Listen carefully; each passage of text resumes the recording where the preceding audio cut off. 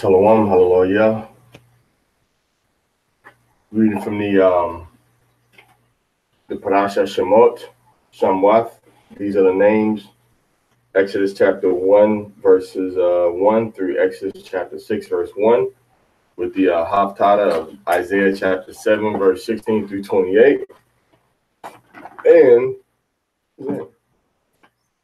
coming into Matthew chapter 2, verses 1 through 12, deal with the genealogy of Yahushua HaMashiach. The next new moon is going to be on January 5th, sunset to January 6th. And the first day of the Feast of Unleavened Bread Passover is going to be April 18th to April 19th, sunset to sunset. And the last day of Passover, Feast of Unleavened Bread, is going to be April 24th to April 25th, sunset to sunset. All right, so we're going to begin the first reading of the Shemot. We're going to read the first reading of the Shemot. And just to be clear about something, the Chumash that we read from is a Chumash that contains the Targum Onkelos or Onkelos. All right, and it contains the Hebrew text, and it has Rashi's commentaries at the bottom also. So here you have Rashi's commentaries, and here you have the Onkelos Targum. Now I want to make a announcement that the Onkelos Targum portions, as well as the Rashi portions, are not the Torah. You do not need to read and obey and follow those in order to be okay with Yahweh, in order to have salvation, in order to prove your obedience to the Most High. That's adding to the word. Okay, you can't add to the word. You can't say, okay, we got this Targum from Jonathan or this Targum from Onkelos, and we got to do what the Targum says to do, because now you add into the law. Jonathan ben Uzziah and Onkelos are not going to be the authors of our salvation. It's only the Torah that we have to obey in terms of these extra commentaries that brothers want to try to say that they found some, mystical, magical Willy Wonka golden ticket, and now you got to do what this commentary in this book said. That's a lie. It's false religion, and it's putting our people in bondage. It's from Hashatan. It ain't from the Most High. The Most High gave us the Torah and said, you must keep this. You can't add to the Torah and now say, you got to follow my interpretation or this interpretation or these interpretations of the Torah, which actually end up giving instructions that are kind of violating and contradicting the Torah. So I just want to make that announcement, because you have people that are over in the land of Israel trying to solicit people to come back to the land of Israel, that they must come back to the land of Israel, and that they must bypass going through the wilderness experiences that we see prophesied in Isaiah, in Ezekiel chapter 34, and other parts of the Bible, Ezekiel 34, the gathering and the coming out that we see in Hosea chapter 1, Jeremiah chapter 23, Jeremiah chapter 3. So many times in the scriptures, the Most High says he's going to gather us, put us into the land, and then he tells us that he's going to put us into the wilderness, and we're going to bring the 10 plagues upon America, like we read in the book of 2nd Ezra chapter 15, verse 10 on down. All right, so we're dealing with a very prophetic time. So there's nobody in Israel that you have to go through to get salvation, to get to the gate, or to go even into Israel. It seems like a lot of brothers get into Israel and seem to think that they are the way, that they are the ticket, that you must go through them now. All right, so these brothers, I'm gonna tell you the truth, man. There's a lot of nuts in Israel right now. A lot of brothers that's mentally unstable in Israel now, that's trying to solicit brothers to come and follow them. And what I'm telling you is, do not follow these men. You believe in Christ, Yahushua, the Messiah, and you believe in Yahweh the Father, and you believe in his holy word, the Bible and the Torah, you good. Do what that says. Do not follow any man that's trying to make you think that your salvation depends on you having some type of relationship with him. That is not true whatsoever. And according to the prophecies, King David is going to be the leader and the prince over us when we read inside the Bible. All right, so right now we're reading in Exodus about when we came up out the land of Egypt. I'm sorry, when we came, up out the land of Egypt. And I'll read it. Exodus chapter 1, verses 1 through 17. And these are the names of the children of Israel who were coming to Egypt with Jacob.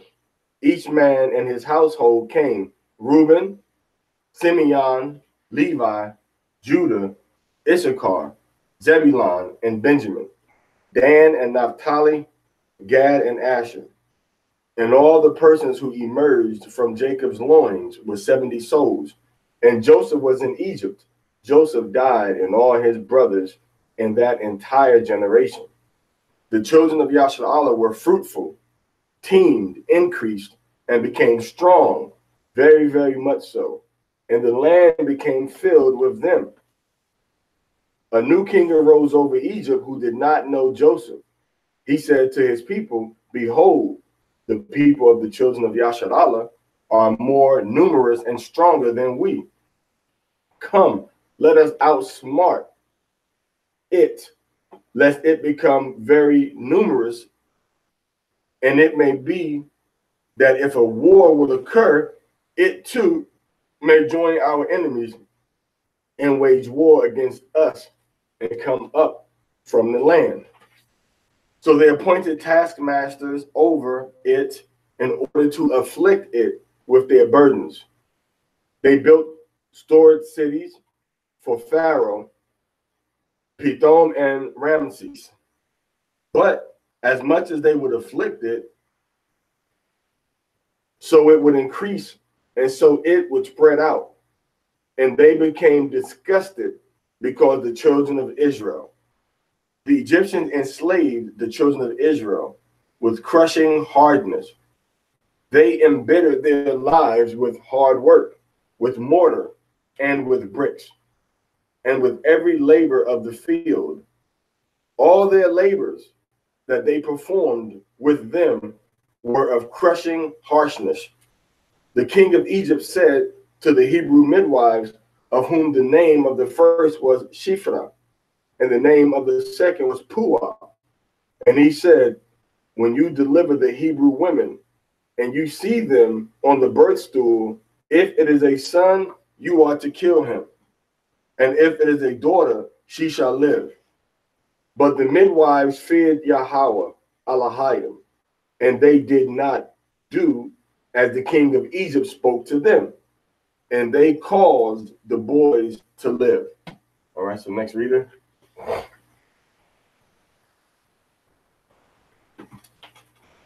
Amari ban Parashah ban God ban Yasharallah. Amadwa, Barakwa, Yabaraka Kami Hawa Bashem Yalshai. Yabaraka Hawa Bashem Yalshai.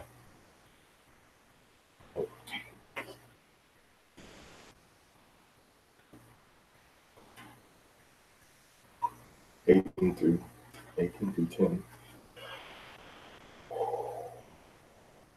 The king of Egypt summoned the midwives. Oh, it won't have been down as much. The king of Egypt summoned the midwives and said to them, why have you done this thing, that you have caused the boys to live? The midwife said to Pharaoh, because the Hebrew women are unlike the Egyptian women, for they are experts. Before the midwife comes to them, they have given birth. Elohim benefited the midwives, and the people increased and became very strong. And it was because the midwives feared Elohim, he made them houses. Pharaoh commanded his entire people, saying, every son that will be born into the river shall you throw him, and every daughter shall you keep alive. Kashfa, Bari Hawa, Na'asha, Wanashama. all like Hawa said. Although Howard said, What are we doing here? what are we doing here? A man went from the house of Levi, and he took a daughter of Levi. The woman conceived and gave birth to a son. She saw that he was good, and she hid him for 3 months. She could not hide him any longer, so she took for him a wicker basket and smeared it with clay and pitch. She placed the boy into it and placed it among the reeds at the bank of the river. His sister stationed herself at a distance to know what would be done with him. Pharaoh's daughter went down to bathe by the river, and her maids walked along the river. She saw the basket among the reeds, and she sent her maidservants, and she took it. She opened it and saw him, the boy, and behold, a youth was crying. She took pity on him and said, "This is one of the Hebrew boys." His sister said to Pharaoh's daughter, "Shall I go summon for you a wet nurse from the Hebrew woman who will nurse the boy for you?" The daughter of Pharaoh said, "Go." The girl went and summoned the boy's mother. Pharaoh said to her, "Take this boy and nurse him for me, and I will give you pay." So the woman took the boy and nursed him. The boy grew up, and she brought him to the daughter of Pharaoh, and he was a son to her. She called his name Mashah, and she said, "For I drew him from the water." Parashah Parashah Bagad Bayashala. Amadwa, Barak, Yabaraka Kami Halba Shemi Hashai. Yabaka Yahweh Hashem Yahushai.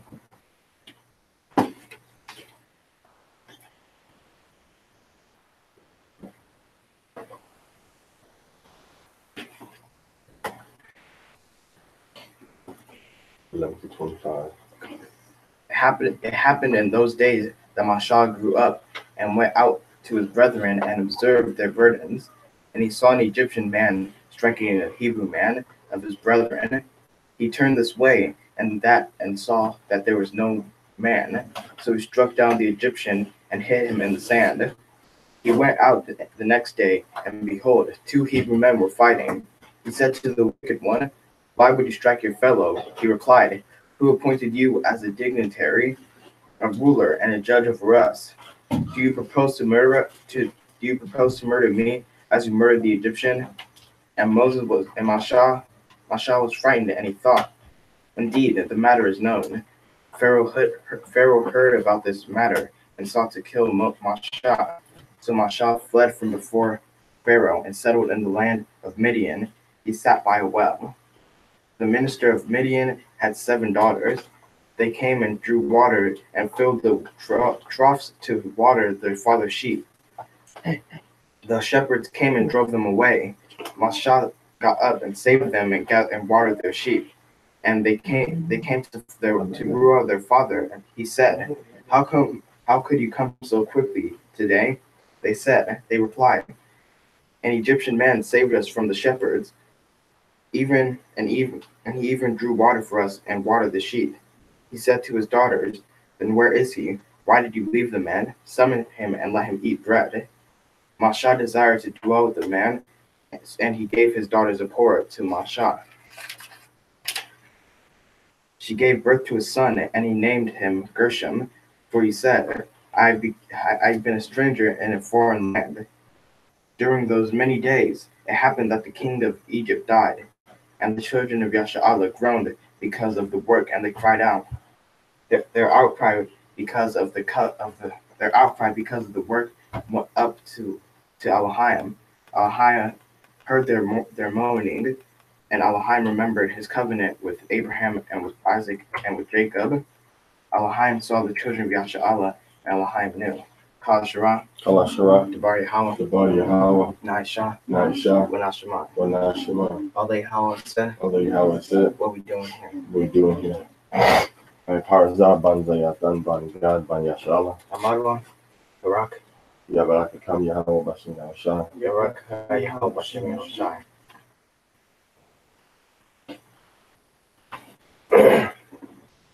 Exodus chapter 3, verses 1 through 15.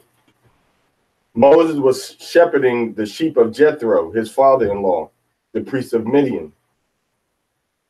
He guided the sheep far into the wilderness, and he arrived at the mountain of Elohim toward Horeb. The messenger of Hashem Yahweh appeared to him in a blaze of fire from amid the bush. He saw, and behold, the bush was burning in the fire, but the bush was not consumed. Moses thought, I will turn aside now and look at this great sight. Why will the bush not be burned? Yahweh saw that he turned aside to see, and Elohim called out to him from amid the bush and said, Moses, Moses. And he replied, Here am I. He said, Do not come closer to here. Remove your shoes from your feet, for the place upon which you stand is holy ground. And he said, I am the Elohim, the Elohim of your fathers, the Elohim of Abraham, the Elohim of Isaac, and the Elohim of Jacob. Moses hid his face, for he was afraid to gaze toward Elohim. Yahweh said, I have seen the affliction of my people that is in Egypt, and I have heard its cry because its taskmasters, for I have known of its suffering. I shall descend to rescue it from the hand of Egypt and to bring it up from that land to a good and spacious land, to a land flowing with milk and honey, to the place of the Canaanite, the Hittite, the Amorite, the Perizzite, the Hivite, and the Jebusite. And now behold, the outcry of the children of Yasharallah has come to me, and I have also seen the oppression with which the Egyptians oppressed them. And now go, and I shall dispatch you to Pharaoh, and you shall take my people, the children of Israel, out of Egypt. Moses replied to Elohim, Who am I, that I should go to Pharaoh, and that I should take the children of Israel out of Egypt? And he said, For I shall be with you, and this is your sign that I have sent you. When you take the people out of Egypt, you will serve Elohim in this mountain. Moses said to Elohim, Behold, when I come to the children of Israel and say to them, The Elohim of your fathers has sent me to you, and they say to me, What is his name? What shall I say? Yahweh answered Moses and said, I shall be as I shall be, Ahaya, Asherah, Ahaya. And he said, So shall you say to the children of Israel, I shall be, Ahaya has sent me to you.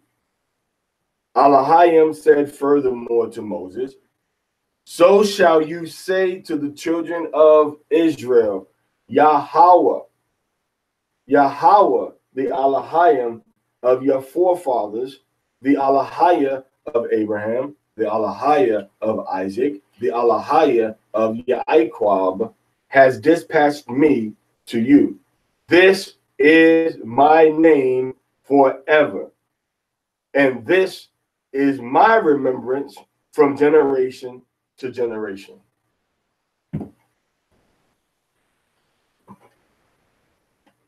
Amari by the Parashah, by God, by Nashallah. Amanwa, Barakwa, Yabaraka Kami, how about Shem Yahshai? Yabaraka, how about Shemi Awashai?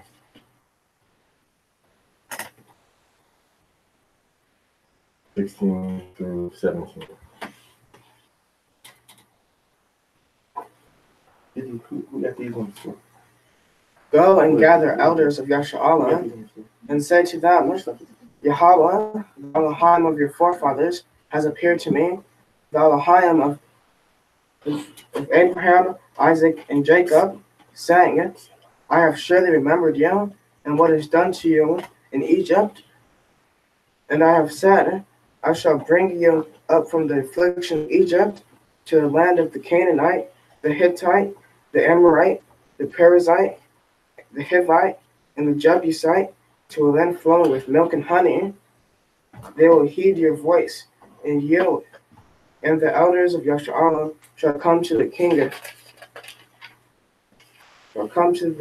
Egypt and say to him, Yahweh, the Elohim of the Hebrews happened upon us, and now, please, let us go on a 3-day journey in the wilderness, and we shall bring offerings to Yahweh, our Elohim.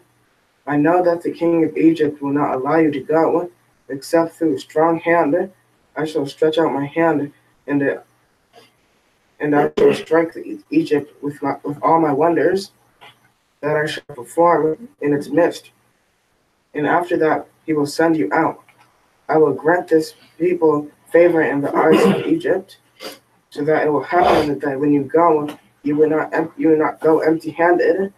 Each woman shall request from her neighbor and from one who lives in her house silver vessels, gold vessels, and garments, and you shall put them on your sons and daughters, and you shall empty out Egypt.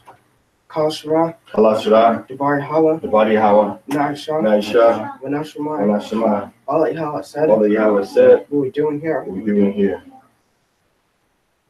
Moses responded and said that they will not believe me, and they will not heed my voice. For they shall say, Yahweh did not appear to you. Yahweh said to him, What is that? What is that in your hand? And he said, A staff. He said, Cast it to the ground. They're like, you lying, Moses. You gonna kill me? You gonna kill me? And he cast it on the ground, and it became a snake. Moses fled from it. Yahweh said to Moses, Stretch out your hand and grasp its tail.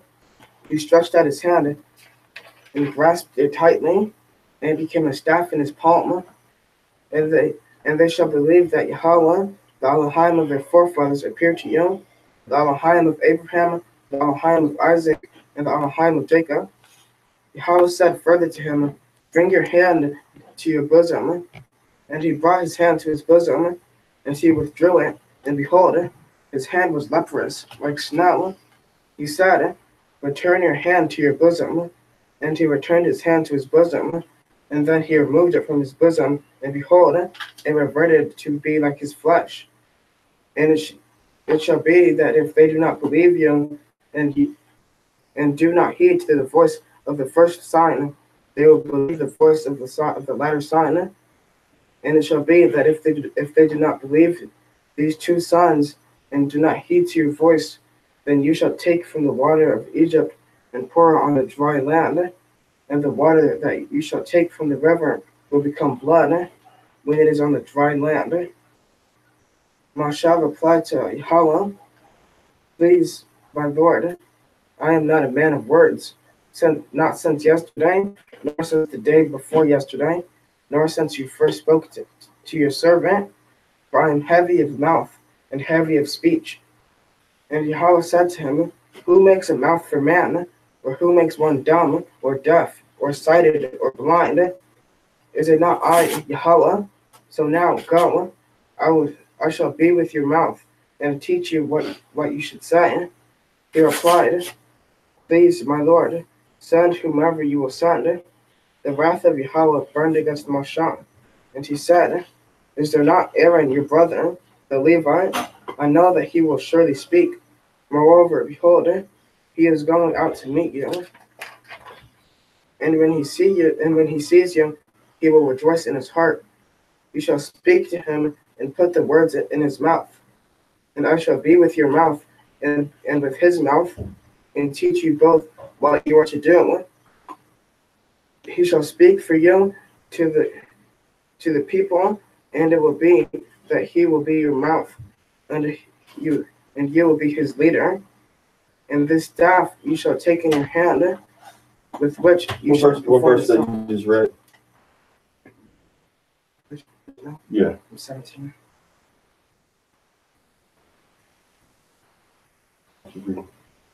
And this staff you shall take in your hand, with which you shall perform the signs.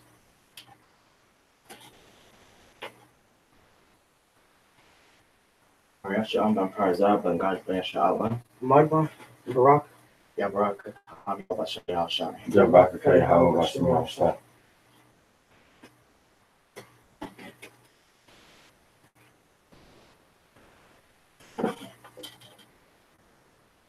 Exodus chapter 18, Exodus chapter 4, verse 18 through 31. So Mashah went and returned to Jethro, his father-in-law, and said to him, "Let me now go back to my brethren who are in Egypt, and see if they are still alive." And Jethro said to Mashah, "Go to peace." And Yahweh said to Mashah and Midian, "Go, return to." I want to say something real quick. When they say in Exodus chapter 4, verse 16, when he said, "You shall be to him as a leader," in the Hebrew it says, "Wa'atha dahaya laka lawa la alahayim." You shall be to him as or to the power or a god. All right, that's all I want to say real quick. Go, return to Egypt, for all the people who seek your life have died. So Mashah took his wife and sons, mounted them on the donkey, and returned to the land of Egypt. And Mashah took the staff of Elohim in his hand. Yahweh said to Mashah, "When you go to return to Egypt, see all the wonders that I have put in your hand, and perform them before Pharaoh. But I shall strengthen his heart, and he will not send out the people. You shall say to Pharaoh, 'So said Yahweh, my firstborn son is Yasha'Allah. So I say to you, send out my son, that he may serve me. But you have refused to send him out. Behold, I shall kill your firstborn son.'"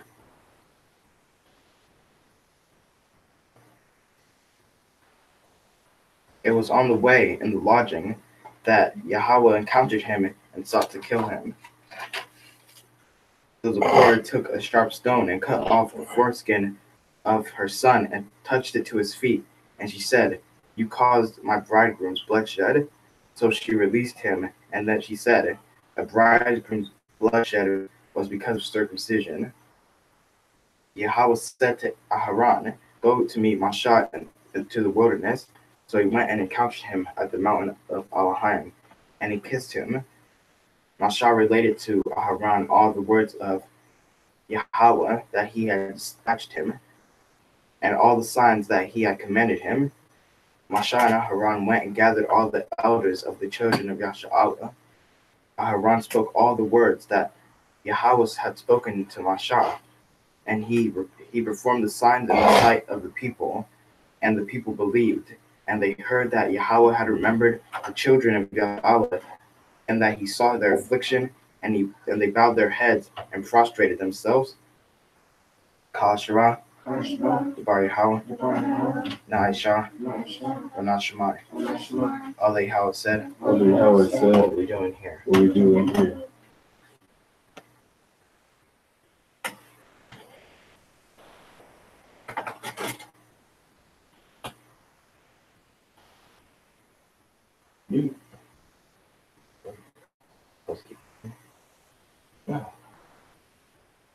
Oh, Parashah ban Zayatan ban God ban Yasharallah. Amadwa, Barak, Yabarak kam Yahweh Bashim Yahushua. Yahweh, Shemot, Shai.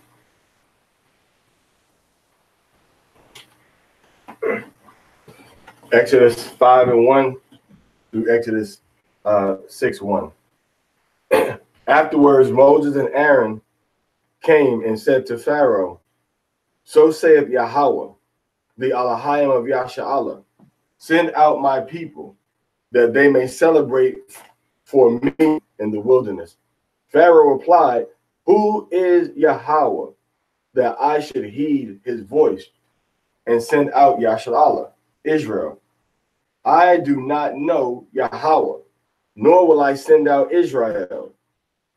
So they said, "The God of the Hebrews, the Elohim of the Ibariyim, happened upon us."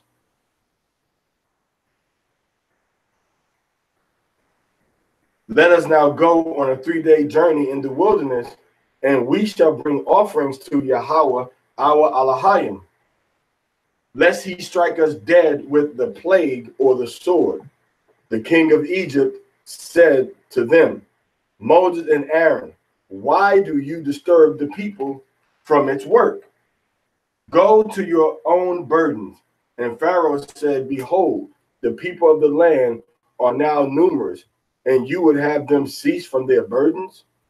On that day, Pharaoh ordered the taskmasters over the people and its foremen, saying, "You shall no longer give straw to the people to manufacture the bricks as yesterday and before yesterday.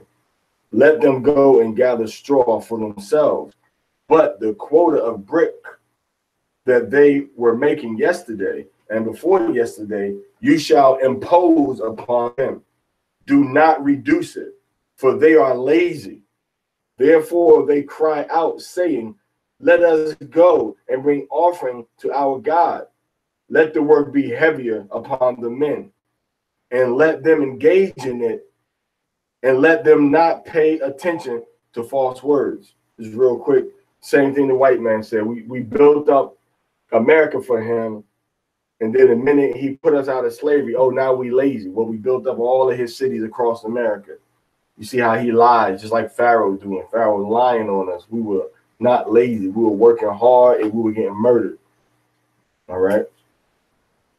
The taskmasters of the people and its foremen went out and spoke to the people, saying, "So said Pharaoh, I will not give you straw. Go yourselves and take yourselves straw from whatever you find, for nothing will be reduced from your work." So the taskmasters spread out through the entire land of Egypt.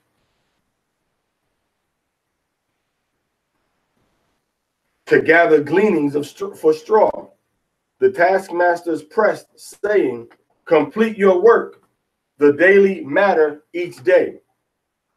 As when there was straw, the foremen of the children of Israel, whom Pharaoh's taskmasters had appointed over them, were beaten, saying, "Why did you not complete your requirement to make bricks as yesterday and before yesterday? Even yesterday and even today." The foreman of the children of Israel came and cried out to Pharaoh, saying, "Why do you do this to your servants? Straw is not given to your servants. Yet they tell us, make bricks. Behold, your servants are being beaten, and it is a sin for your people." He said, "You are lazy, lazy. Therefore you say, let us go and bring offerings to Yahweh. Now go to work. Straw will not be given to you, but you must provide the quota of bricks." The foreman of the children of Israel saw them in distress when they said, "Do not reduce your bricks, the daily matter each day." They encountered Moses and Aaron standing opposite them as they left Pharaoh's presence. They said to them, "May Hashem look upon you and judge, for you have made our very scent hateful in the eyes of Pharaoh and in the eyes of his servants, to place a sword in their hand to murder us." Moses returned to Yahweh and said, "My Adonai, my Lord, why have you done evil to the people? Why have you sent me? From the time I came to Pharaoh to speak in your name, he did evil to the people, but you did not rescue your people." Yahweh said unto Moses, "Now you will see what I shall do to Pharaoh, for through a strong hand he will send them out, and with a strong hand will he drive them from his land." I neglected to read the Kala Sharat at the end of chapter 5. Kala Sharat the bar Yahweh na Aisha wa na Shemai. All that Yahweh has said, what we do here. All that Yahweh said, what we do. Okay, so now the same thing that the European did to our people in slavery and captivity, particularly up there in America, right? They say that if any of you rise up, we're gonna make the other people suffer. So that will make them not want to make that sacrifice, and they're gonna keep being oppressed. All right. So this is Yahweh showing us that They were getting beat, and when they got beat, they got mad at Moses for trying to get freedom for them. They didn't get mad at Pharaoh. They got mad at Moses. Man, leave it alone. Let us stay slaves. Don't rise up. All right? Don't rise up and try to come against our enemies. So during slavery, same thing. You had all these slave revolts happening. All right, among the Aztecs. All right, you had them happening among the Mexica. You had them happening around the Maya, the Masehual. They were happened around, the Seminoles, and they happened with the people that were brought to America on cargo slave ships. All right, and at this point, because everybody was being oppressed, a lot of people wanted to get free. All right, so they didn't care what price they had to pay, and the same thing with Moses. But the people don't understand that yet. They've been in captivity, and they're comfortable in their captivity, and they don't want anything more bad to happen to them because they relaxed. And when you rise up and talk against the leadership, you're making it bad for everybody. But that's what has to happen. You're not going to get freedom by everything, being cool and being nice and calm, and then all of a sudden you get freedom. And that's why we have to turn back to the commandments of Yahweh. No matter what it costs us, we have to turn to his son, Yahawashi Hamashiach. We have to turn to him as the Messiah, turn to him as a savior, and turn back to the laws and commandments of Yahweh. You see? But everybody want to put a roadblock and a stumbling block before you. This group is saying you got to come through them. This group is saying, I got the right doctrine. This group is saying, I'm the king of Israel. You got to come through me. This group is saying, oh, Jesus born on December 25th, but you got to come over here to Mount Zion to me. All right? Like I said earlier, man, Israel, the land of Israel right now, man, we got some good brothers over there. We got some good sisters over there. But we also got a bunch of dang nuts over there, man. Got a bunch of dang nuts, all right? Like a grove of cashews in a peanut field. All right? Just nuts all over the place over there, man. And everybody wants you to come through them to get some kind of salvation. Or they got the secret magical solution. Well, I ain't got no secret magical solution. All right? The Holy Spirit put it in my heart to teach our people the Torah and to tell them to repent in the name of Yahawashi, who you call Jesus Christ, which is a so-called black man that died for your sins. Obey him, receive the sacrifice of his blood as the sacrificial lamb for your sins that was sent by God Almighty Yahweh as to be our atonement. Accept him and then keep the commandments of the Most High. That's all. And now read the rest of the Bible, and you'll see a lot of other stuff that's going to happen that you need to be in sync with. All right, but you ain't got to come through no person. You ain't got to go through no man or no organization to get to the Father. We are part of a nation. So we're talking about a national structure. So if you ain't talking about a national structure based on the laws we see in the Bible, all right, based on Exodus, based on Numbers, based on Deuteronomy 16, based on all these scriptures, if you're not talking about that, then you're talking about doing something, that's your own agenda. And hopefully I'll be able to do a lesson on that a little later. Let's go ahead and have you do the Parashah. It's just I'll get it for you.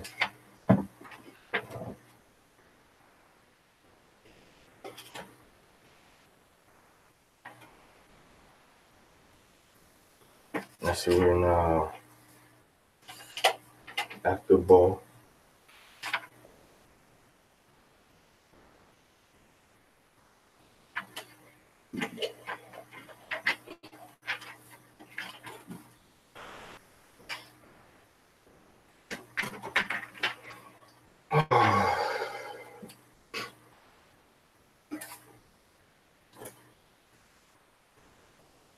Through what was that 29:3?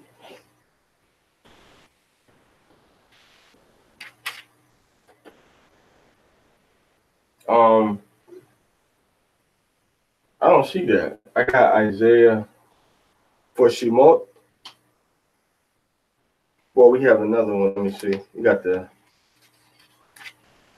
Ashkenazi and we got the Sephardic. But neither one is Isaiah 4, Isaiah 7.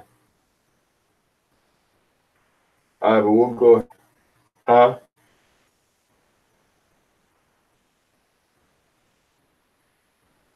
What do you where you getting that from? Huh?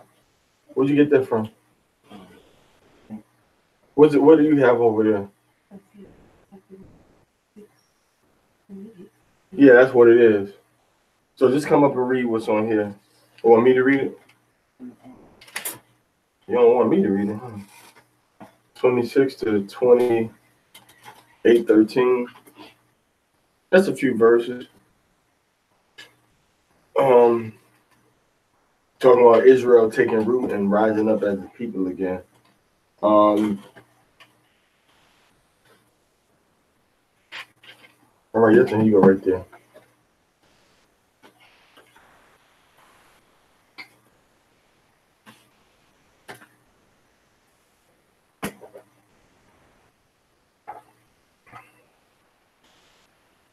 Days are coming when Jacob will take root.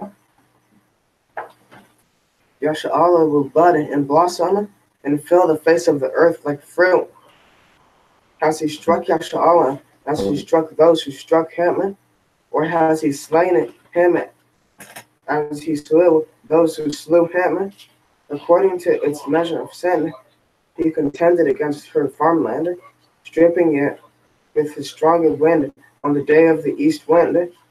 Therefore, through this shall Jacob's iniquity be atoned for, and this shall be the fruit of his sin's removal, when he makes all the altar stones like round chalk stones, and as Herod trees and sun idols shall rise up no more. For the fortified city will be lonely, depopulated, and flourishing like the wilderness. There a calf will graze, and there it will lie down and consume its branches. When its branch withers, it will be broken. Women will come and set it aflame, for it was not a discerning nation. Therefore, its maker will not show its mercy, and its creator will not show its graciousness. It will be on that day that Yahweh shall thresh from the surging river to the brook of Egypt, and he will be gathered up one by one, O children of Yasha'Allah, and there will be on that day a great shofar will be blown, and those who are lost in the land of Assyria, and those that cast away in the land of Egypt will come, and they will prostrate themselves to Yahweh on the holy mountain of Jerusalem. While a crown of arrogance is on Ephraim's drunkards, and a withering blossom is the glory of his splendor upon the head, which is like a valley of those who are battered because of wine. Behold, my Lord is strong and powerful, wind like a stream of hail, a destructive tempest, mighty flooding waters, will place the crown on the ground with strength. Feet will trample the crown of arrogance of Ephraim's drunkards, and the withering blossom that is the glory of his splendor upon the head, which is like a valley of oil, will be like a fig that is ripe before summer. As soon as an observer sees it while it is yet in his hand, he will swallow it.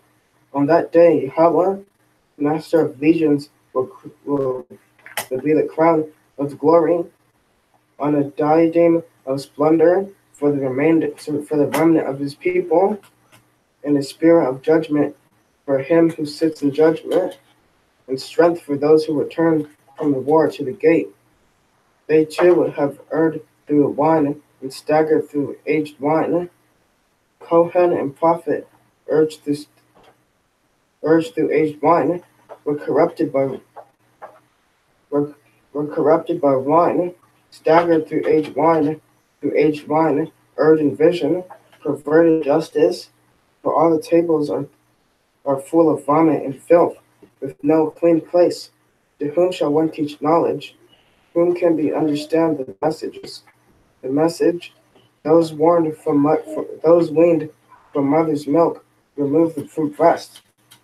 For commandment by commandment, and commandment by commandment, measuring line by measuring line, and measuring line by measuring line, a bit here and a bit there, for as it with unintelligible speech, and with a foreign tongue does one speak to this nation.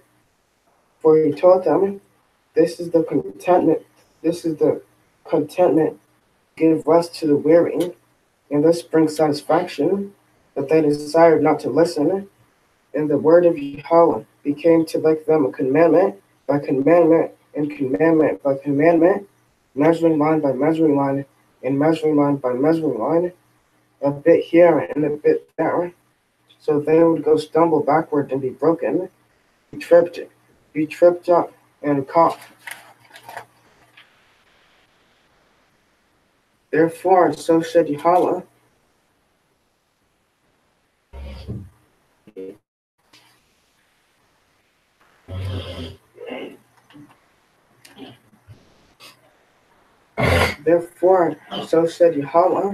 who redeemed Abraham to the house of Jacob, do not shame Jacob now, and let his face now turn pale. For when he sees his children, my handiwork in the midst, they sanctify my name, and they sanctify the Holy One of Jacob, and render strength to the Alheim of Yahshua. Was all that on the poster? Jacob shall not be ashamed, neither shall his face now wax pale. So that pale is kind of a euphemism for fear, but it also comes, what's the Hebrew word there? Kawar, right? Kawar? Look at the Hebrew word from verse 22.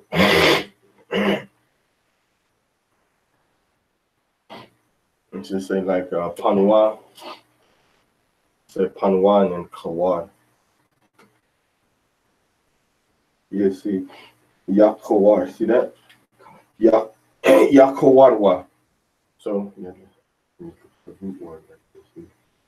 Sometimes I gonna be sometimes the root. Sometimes the word that we're looking for is not going to be part of the first last letter. So kawar literally means to become pale, to whiten. All right. It doesn't mean to lighten, light brown. It means to whiten. It's the difference between white and light. Okay. The big difference between white, we just read about white, about Moses' hand with the leprosy, right? Put his hand out and it became brown. Like his other flesh when he put it, So now Matthew 2, verse 1 through 12. Parashah ban Parashah ban God Parashah. Amadbar, Barak, Yabarak Kami How Bashem El Shai. Yabarak Kami How Bashem El Shai. What? Yeah, like man, and for a lot of these, for a lot of these unfortunate idiots out here that say, "Oh, that means Native Americans can't be Israelites because they're pale." Well, how pale can they be if they was calling the white man pale face? All right, the same people that and don't think that you so-called black people that was in West Africa for 1,000 years. Don't think that your great grandfather wasn't chasing around them big African booties. So don't think that you straight 100% Judite blood. You love chasing them African women, them Hamite women in West Africa, Ham, and then Benjamin, Levi, and Judah. So don't act like Gad was mixed over here by himself, and then a white man came, and then he got totally mixed up in the course of 200 years or so, right? And then you was in Africa for 1,400 years, a millennium. Let's just say a millennium. Let's put it like that. A millennium, and you think that you wasn't mixing with the so-called African women, just like Joseph did when he ran into Africa, he got himself an African woman down there. Just like Abraham did when Sarah couldn't have the baby, he got himself an African Hamite woman.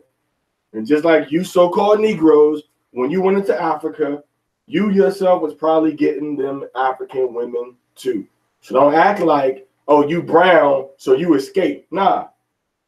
You know, even if you do have you know, light-skinned Israelites in the Americas, so-called North American Indians, that don't make them Gentiles, number one. Number two, the so-called white man have never been able to change the face of an entire tribe, family of people. He just changed the face of how everybody looked, made everybody light-skinned. As if everybody that's light-skinned got to be light-skinned because of him. Have nothing to do with location, have nothing to do with the will of the Most High, have nothing to do with genetics. It's all about the so-called white man and his super strong magical sperm that can one drop makes a whole generation white. So stay away, right? Come on, man, that's foolishness. And then look, you have several thousands. You have several thousand millions of so-called Native Americans in America today. Go to them. The ones that say that they're Gadites, that you claim, you might have some, what you call the $5, the $5 Indians who brought themselves, you know, a registration into a Gadite Native American tribe. That does exist. But to say that the bulk and the majority of the Gadites in America are not Israelites, it's just, you know, it's just an unfounded and theoretical supposition. You know what I'm saying? It's just a empty hypothesis. Do a survey. Go talk to the people. Check the family records and look at the history. Ask them. All right, how was that at the end of the 1800s? You got literally hundreds of people and pictures of them being so-called brown skin, including Geronimo, including Red Cloud, including Sitting Bull. And then the early 1900s, you know, to now, they just became, you know, light because the so-called white man, you know, was having sex with the women. No, that's not true at all. If they became light, they became dark. That's all controlled by the Most High. So this darkness that we read about in the book of Isaiah chapter 29, verse 22, he said, Yahweh, when his face shall not wax pale. Okay, that's talking about fearful as a nation. Number one, when he gets his salvation, his face will not become pale. All right, when he becomes upright before the Most High. All right, meaning he will be strong, and he won't be fearful. And also, like I said, going into the fact that his whole nation is not going to be pale skinned, not pale complexioned. There's a difference. All right, the Gadites even now call the so-called white man pale face because he was just lighter than anything they had ever seen before. All right, and they said that he was like death. It's the same thing that the people in Papua New Guinea said when they first saw him. I guarantee you, if one of us with hair like we got, like the so-called Indians in India, when they go to Ottoman Islands, we won't use that example, but we know they killed that white man. When he went over there. Okay. So anyway, you know, that's my midrash on that. You know, so Jacob is not going into, you know, we try to use that scripture, but you forget that there's a whole nation of people that's extremely lighter than the so-called Gadites, North American Indians. All right, so Matthew chapter 2, verses 1 through 12. All right, go ahead. Now when Yahushua was born in Bethlehem of Judea in the days of Herod the king, behold, there came wise men from the east to Jerusalem, saying, Where is he that is born King of the Jews? For we have seen his star in the east, and are come to worship him. When Herod the king had heard these things, he was troubled, and all Jerusalem with him. And when he had gathered all the chief priests and scribes of the people together, he demanded of them where Hamashiach should be born. And they said unto him, in Bethlehem of Judea, for thus it is written by the prophet, and thou, Bethlehem, in the land of Judah, thou art not the least among princes of Judah, for out of thee shall come a governor that shall rule my people Yashar'Allah. Then Herod, when he had privily called the wise men, inquired of them diligently, well, what time the star appeared. mm-hmm. And he sent them to Bethlehem and said, go and search diligently for the young child. Mm-hmm. And when ye have found him, bring me word again, that I may come and worship him also. When they had heard the king, they departed, and lo, the star which they saw in the east went before them, till it came and stood over where the young child was. When they saw the star, they rejoiced with exceeding great joy. And when they were come into the house, they saw the young child with Mary his mother, and fell down and worshipped him. And when they had opened their treasures, they presented unto him gifts, gold and frankincense and myrrh. And being warned of Elohim in a dream that they should not return to Herod, they departed into their own country another way. All right.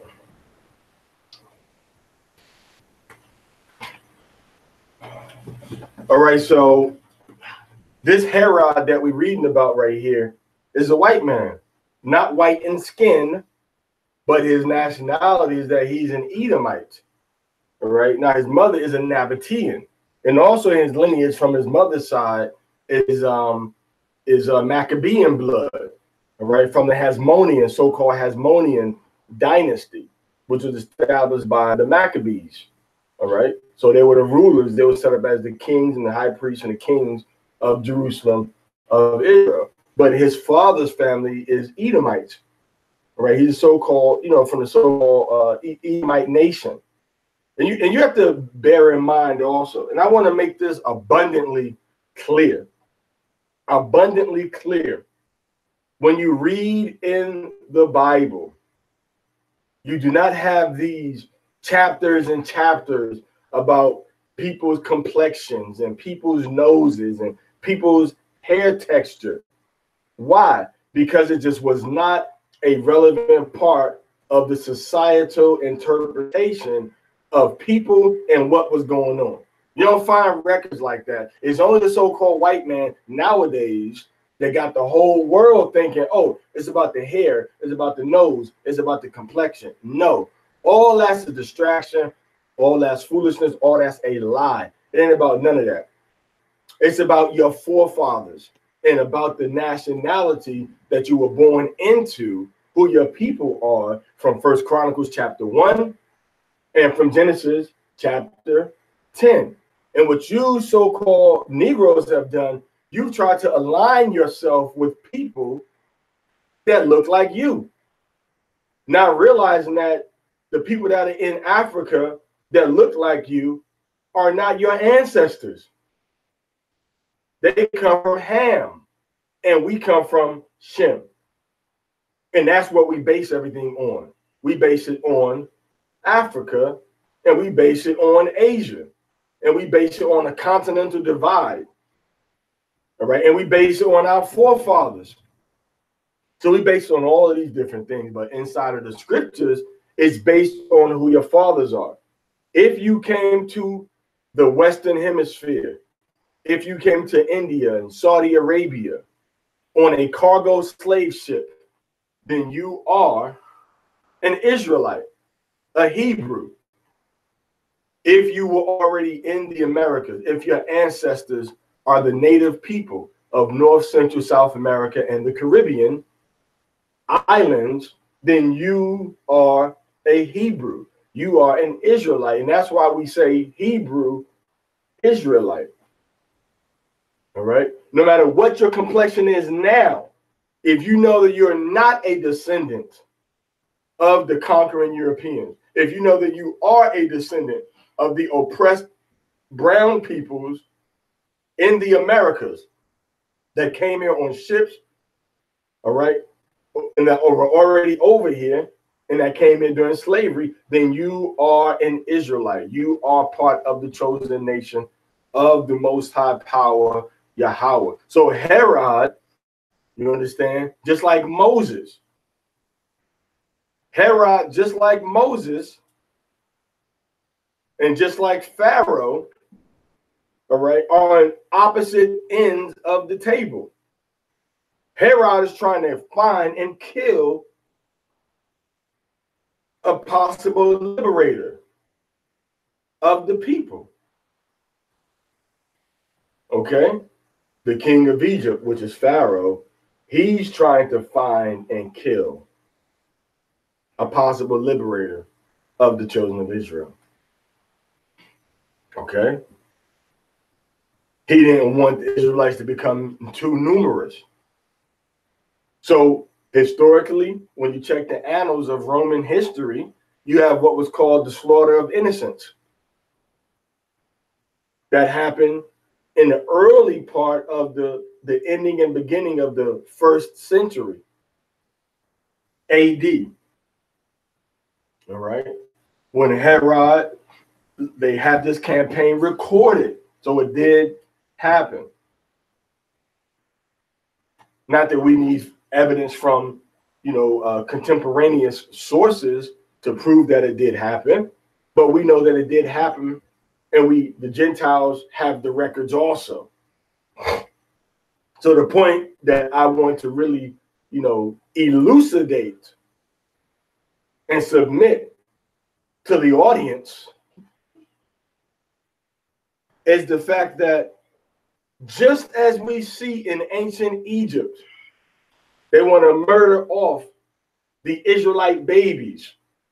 And just as we see in ancient Rome, they want to murder off the Israelite babies.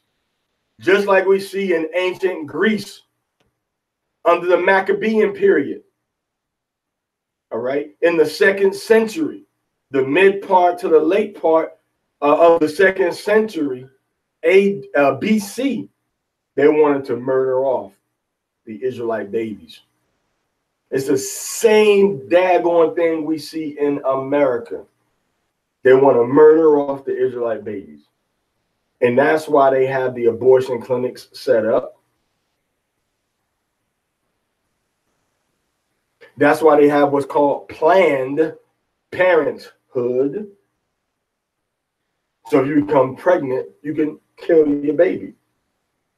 And that's why, to this day, right now, part of the COINTELPRO, which is a very low-level public FBI program. And I say low level because the highest levels are at the Central Intelligence Agency. The highest levels are at the NSA. All right, because at the time that Hoover, J. Edgar Hoover began, all right, counterintelligence program, COINTELPRO, all right, against Martin Luther King Jr., against Malcolm X, against Marcus Garvey. There was no CIA at the time. It was just the FBI doing all the evil and wickedness in other nations' business and politics, and had little different sections of counterintelligence through the military and through little different government branches they had going on. But it became centralized under what? The CIA. And what does the C stand for in CIA? Central, exactly. So the CIA was just a centralizing of all of this information that they had from all these different organizations. They said, we're going to be the Central Intelligence Agency now. So everything everybody had, banned the CIA, Central Intelligence Agency, now they have all of that stuff, all right, at their disposal. So the CIA said, you know what? There is going to be a rise of this is what they said, a black Messiah. All right. Who's going to be able to, the 3 words that they use, electrify is one of the words, and unify. I forget the other 2 words, the other word. The second word was electrify, and the other one was unify. If you type in Black Messiah, or if you type in Messiah and you type in electrify and type in FBI, it's going to come up. So the FBI said that they have to look for and to destroy the possibility of any type of leadership that's going to rise up. And that's why you don't have many brothers like me that only stick to the requirement is Torah and the Messiah. And that's why you have all these new doctrines coming out in these times we're living in now.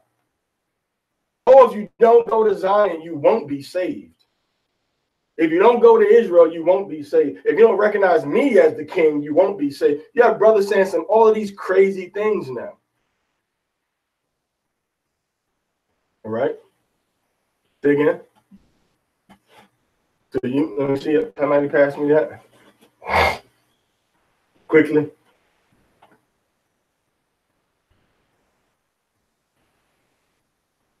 So Hoover issued a directive that said that they must prevent the rise of a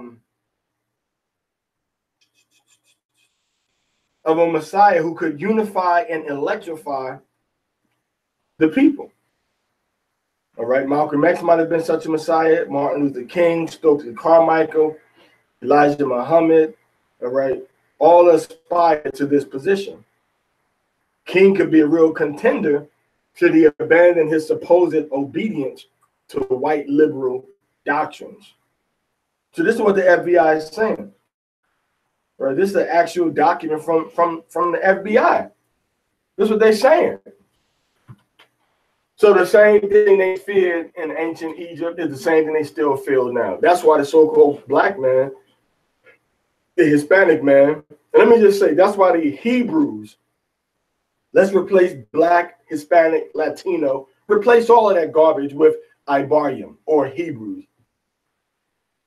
That's why they're so fearful of the Ibarium, that they've been oppressing and murdering, who they stole land from, who they brought in slavery. Now we can understand who the Ibarium are, right? We don't got to use these bywords. So they've oppressed the Ibarium. They took the Ibarium off of slave ships.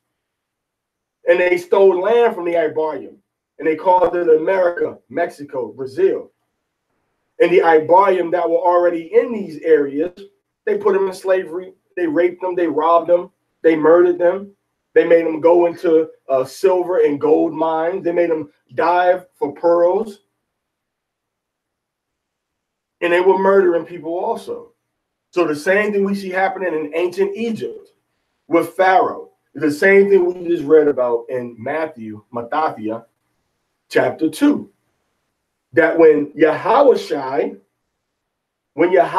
was small, right? When Yahushua was small, when he was first born, Herod wanted to murder him. Herod wanted to murder him because Herod's position was threatened. He thought his position was threatened. And that's the same thing that we see going into ancient Egypt that we read about. The Egyptians thought that their position was threatened, so they had to exterminate the threat. And it's the same thing we see happening with the FBI. All right. Me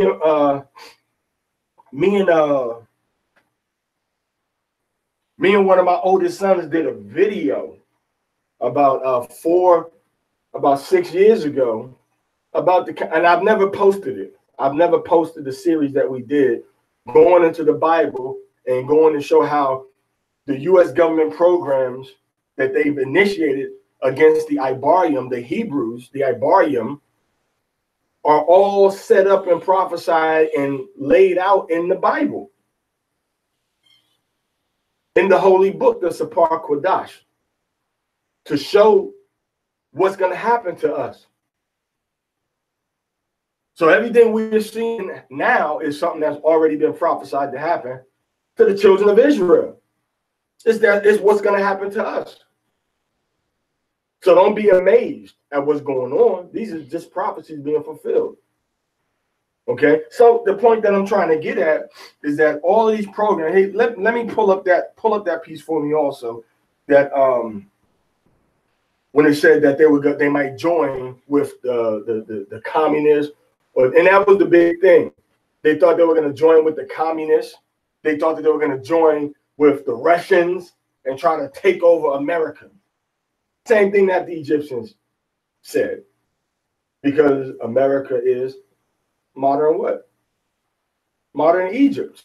Same thing. So the whole education system, all right? The whole education system is modern Egypt. The whole education system is modern Egypt. All right, the whole distraction of social media is modern Egypt because it keeps your brain occupied on something other than what's really going to help you. Right? Any child you got, all right, any child you got, you know, when they're small, they want to, oh, let me go out, I want to plant this little seed. I want to plant something. Every single child I got, oh, I want to plant this. I want to plant that. Oh, look at that flower. Look at the bird. Or, hey, little puppy dog. And then 10, 11, 12 years old. Oh, I got to play this game. Oh, let me scroll. Let me play this. And it's a visual and it's a visual and it's a manual distraction that takes you out of the real world and then brings you into a world that doesn't exist. And you spend your time in a world that doesn't exist. And an imagination of some damn cracker from somewhere that wants you to follow something that he set up. And if you don't know by now that Mark Zuckerberg, all right, Zuckerberger, Mark Zucker, quarter pounder, is an agent of the Central Intelligence Agency, more specifically under the directors of the National Security Administration, then you need to check yourself. All these programs you got is this nothing but monitoring software into your house, into your thought processes, into your thought patterns, into your habits and activities. All right. That's why go through Facebook one day. Go through Facebook one day and just go through Facebook every day and just like stuff that you don't like. Throw them off. Like stuff you don't like. All right. Get friends that you don't want to be friends with, okay? But because you're showing them a pattern of thought when you're on Facebook. Oh, I like this. They say, oh, he or she likes this. All right? He or she likes this. You see? So now,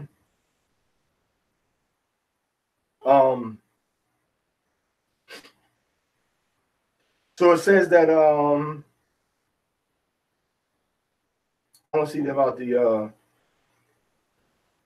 the COINTEL, it targeted individuals that were that they deemed subversive, including the Communist Party, Puerto Rican independence, groups like the Young Lords.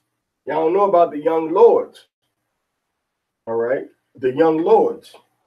But I need something that's specifically talking about COINTELPRO involving Yahudah. Involving Yahudah, and they thought that they were going to join with the communists. All right, so the point I'm making is that what we read in Matthew chapter 2, what we read in Exodus chapter 1, we ain't got to read about it at all. We see it every day. We see it happening every day. It's reality now. It's still happening. That's because it's the same demon. And that demon is getting power when you start to worship the crescent moon as an Israelite. That demon gets power when you start to say, oh, the Sabbath is according to when we see the moon. Because all of that's going back to ancient Babylon. And it's worshiping demons from old, and they're being resurrected through you, following these false anti-Torah beliefs that had nothing to do with our fathers in righteousness. Anybody can just search. If you don't believe me, just do a search.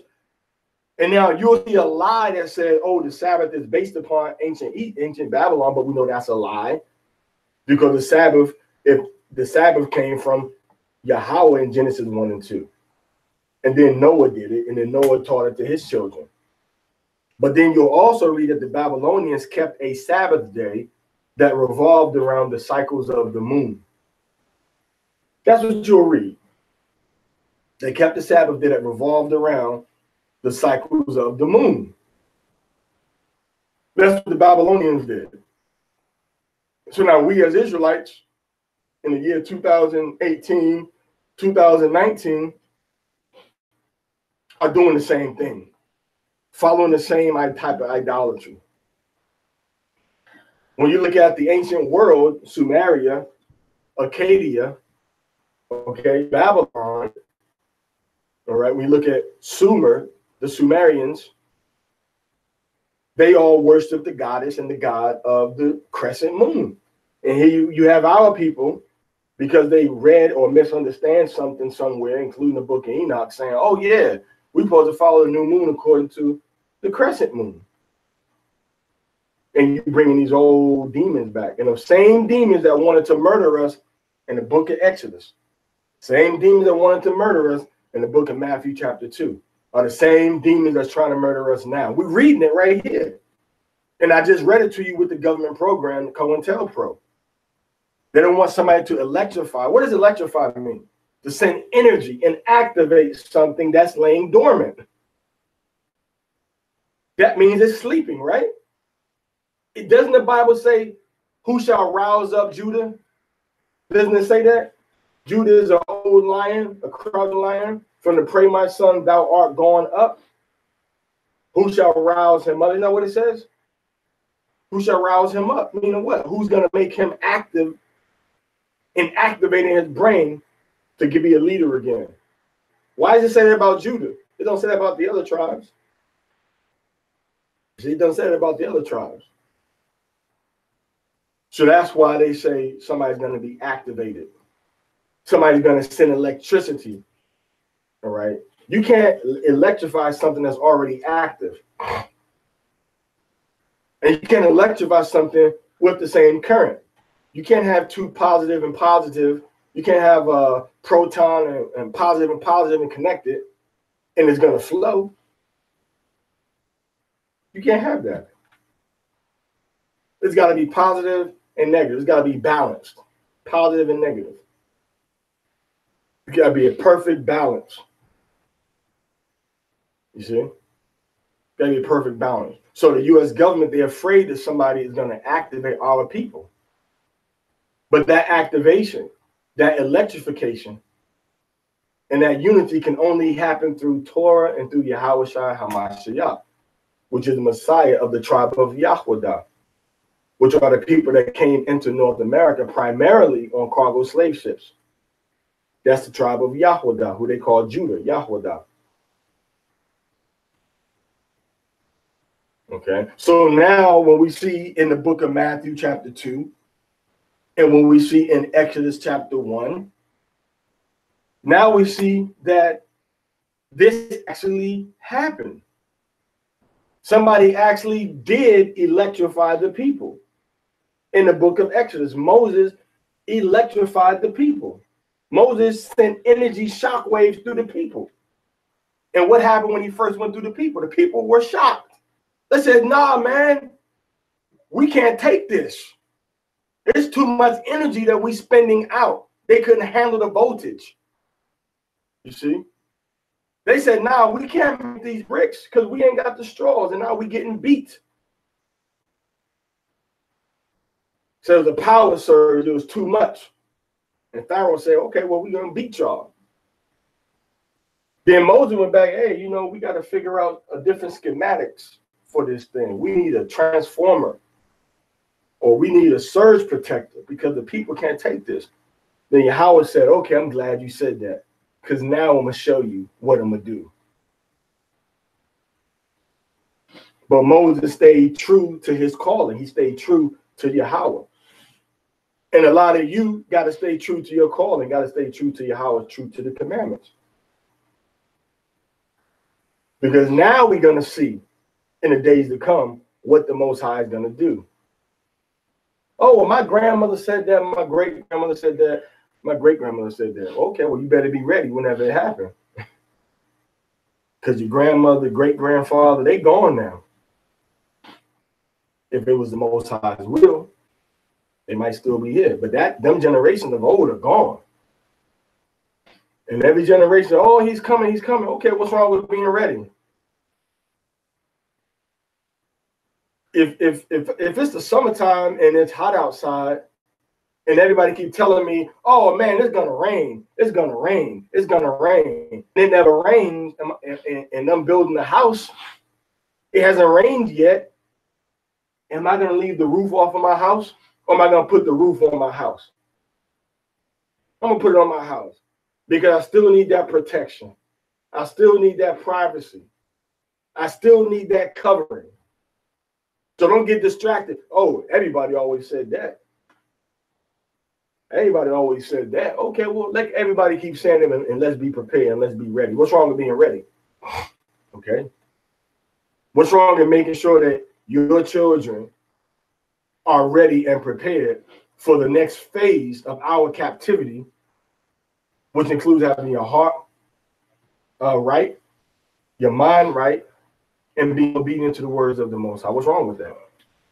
All right. So now, when they came to Yahushua, all right, they bought him gold, frankincense, and myrrh. All right. Now, right now, in America, you have a frankincense that's called Boswellia sacra. You also have Boswellia Carteri. Okay, Boswellia is the scientific name for frankincense.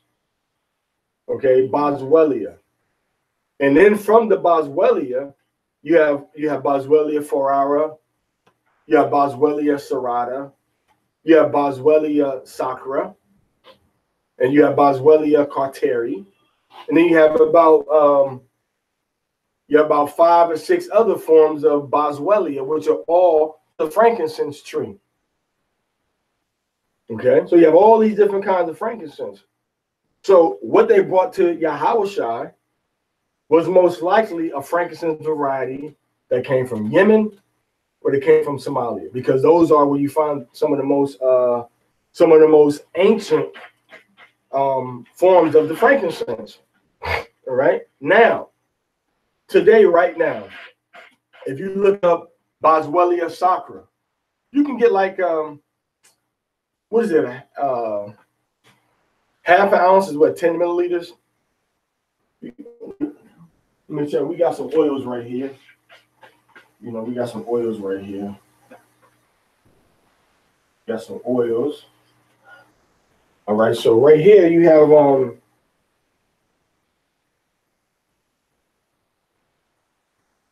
1/4 ounce of oil right here. All right, and this 1/4 ounce of oil is 7 mLs. All right, and here you have 10 mLs right here. Let me show you. This is a small thing. 10 mLs. 10 mLs of oil.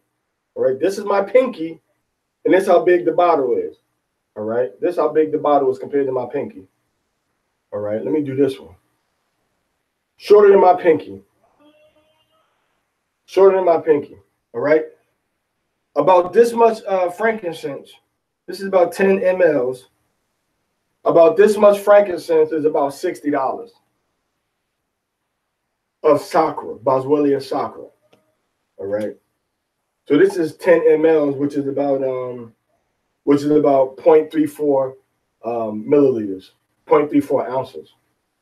Which means 1 ounce of this. Give me an ounce bottle from over there, 30 mLs. 1 ounce of this would be about $180. $180. Give me about something that has an ounce on it. 1 ounce is $180, which is about 3 bottles of this. Let me see that. That might be about it. That one right there. Let me see. 1 ounce of this. Okay, here we have an ounce, 30 mLs. This is about $200 of oil. Now, if you bring in gold and you bring in frankincense and myrrh, I doubt you're going to bring in, you are rich wise teacher, student coming from a whole nother country on a long trip. All right, I doubt you're gonna bring just this much. So this is about, like I said, this was about $180. All right. So they bought him frankincense, and then they bought him myrrh also. Now myrrh actually is a little more expensive than frankincense. What they do to get the frankincense and myrrh, they grow on trees.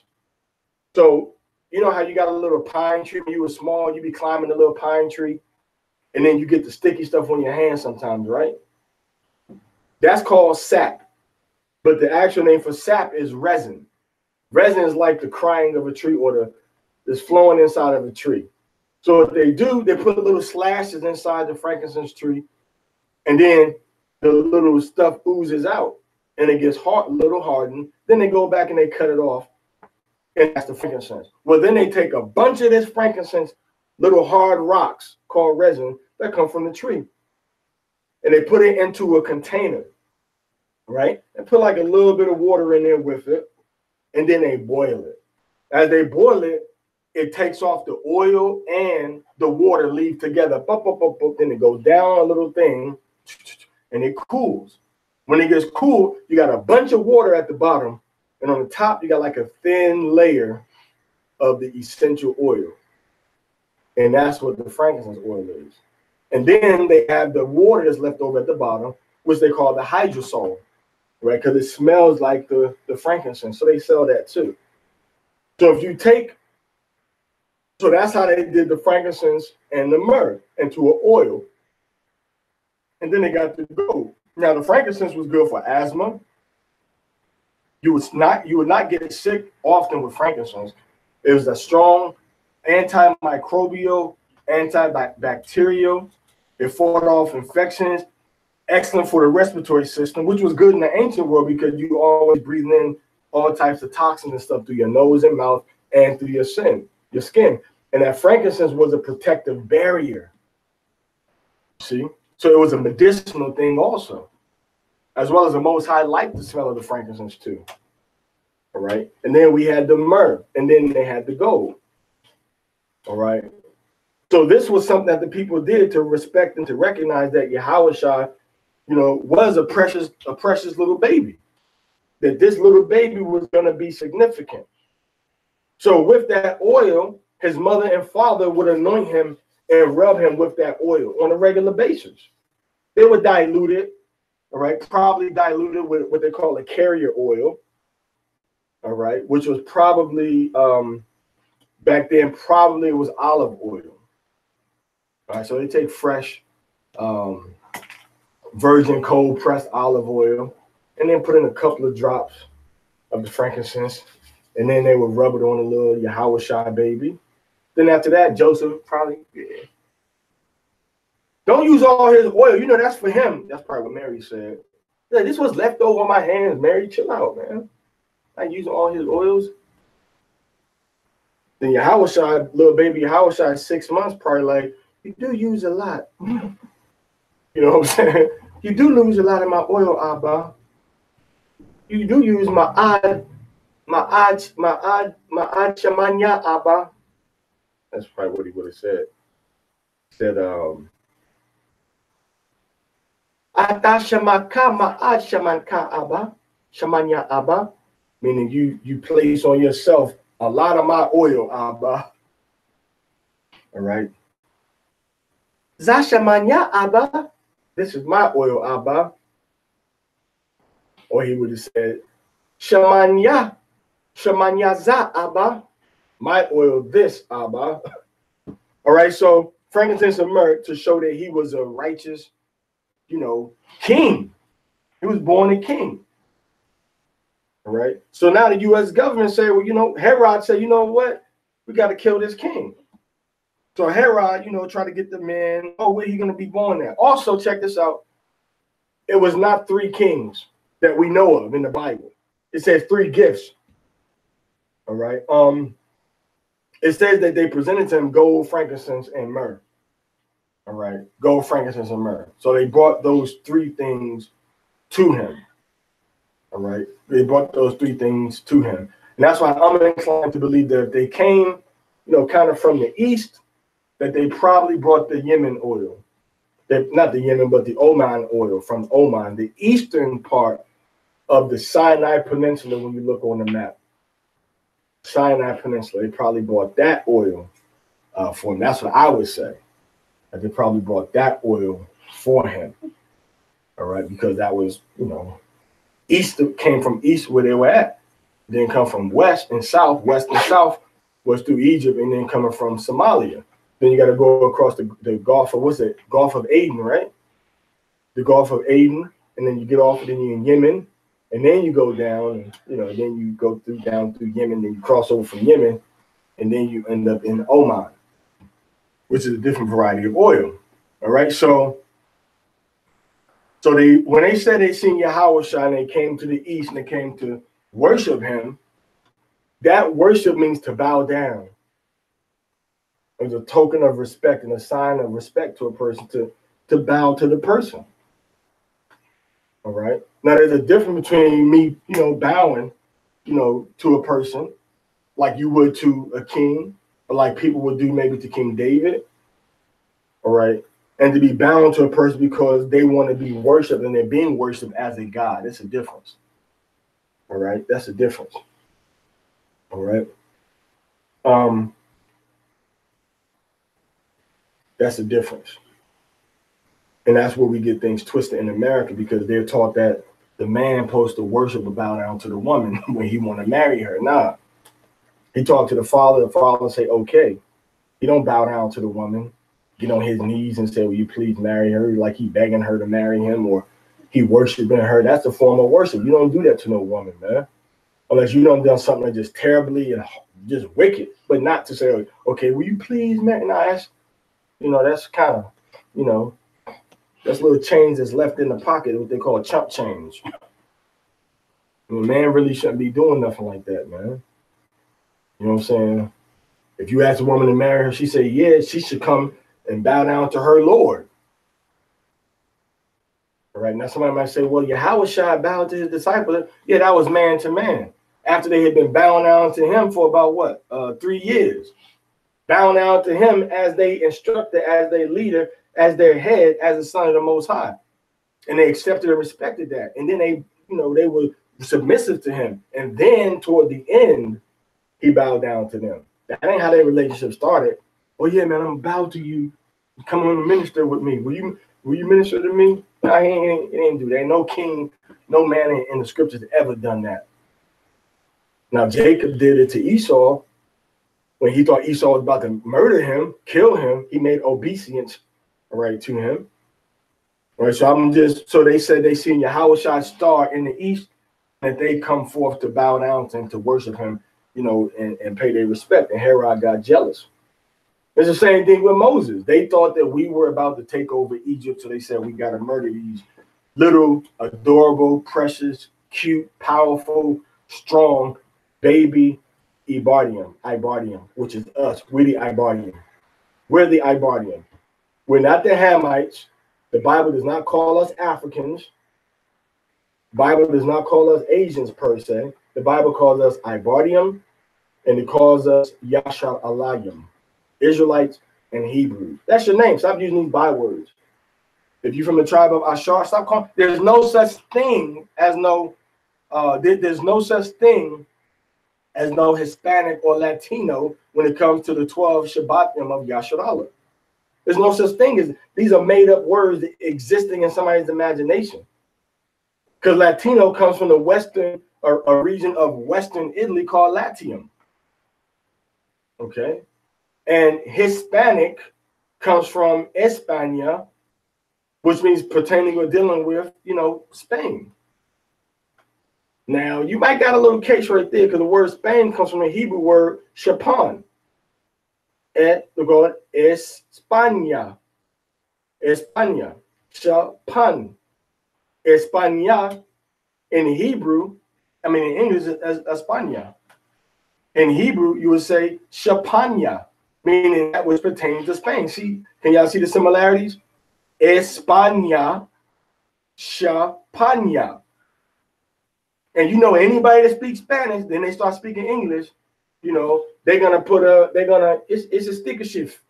They put the E on the front of the S word, then they put the E on front of the S. So if you drop an E, España, you write back to Champaña or Sapanya, right? It's almost like a pure Hebrew word. And that meant the place of the Hyrax, because there was a lot of Hyrax type of animals living in Spain. So they called it Champaña, all right? Chapan, of or pertaining to the Hyrax, which is like a rabbit type of creature. It's not a rabbit, all right? But once again, that don't have nothing to do with us. We was already on the Western Hemisphere. So now they call the North American Indians this, and they call the Indians, the first people in Mexico, Hispanic. Well, what's the difference between the two? And you read about the Mexica who occupied the Central Valley of Mexico. They came into Mexico from the north. They came from the same area where other Gadites, so-called North American Indians, were living at. And they came down here into Mexico. So how do they magically become Hispanic? I tell you why. Because the white man decided, oh, we're going to call the Edomites Adawamya, all right, decided, oh, we're going to call them Hispanic, or we're going to call them Latino. You see that? So it's all made up. It's all made up, man. It's all made up. So I don't see anything on here about the U.S. government's concerns over this, though.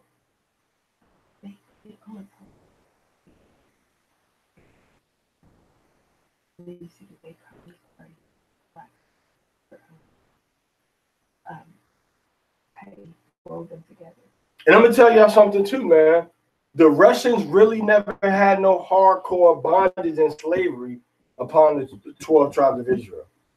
You might go into Georgia, Russia, maybe St. Petersburg. They had a little bit, but nothing like, oh, we're going to just leave Russia and go start. Russians didn't have no colonies in the Western Hemisphere. The Russians was not seeking to oppress the children of Israel. If you look at any type of videotapes, any type of accounts from the old school, I'm talking like Paul Robeson. And Paul Robeson, he was a fudge packer, wasn't he? I think Paul Robeson might have been a fudge packer, man. But when you look at them accounts over there, the Russians like literally treated Yasharlayim, so-called black people, and treated so-called white people. They literally treated them the same under communism. They was literally treated the same under communism. Then when they started to get, more, glasnost and perestroika started to rise up and started to get more democratic, that's when that little spirit came in where they started to treat black people kind of funny in Russia. But before that, they didn't really treat them funny or evil or prejudicial, so to speak. All right. So I wanted to say that also about, that's why a lot of our people were looking at communism, because communism, the system, was really a more equal social system for the Israelites, but it's all still an effort to go around the Torah. You can't go around the Torah. You have to keep the Torah if you are a Hebrew.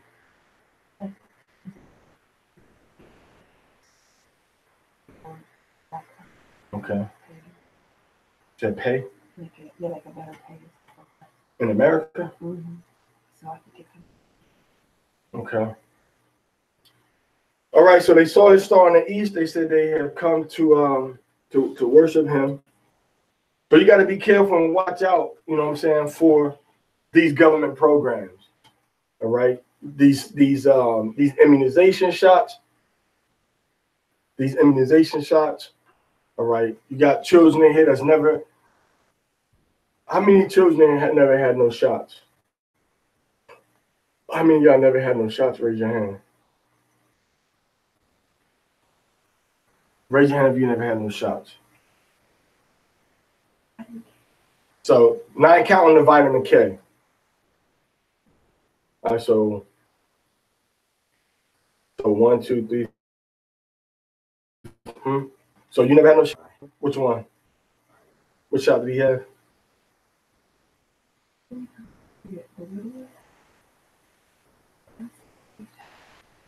For what? When are you talking about you had a shot, and where'd you get that information from?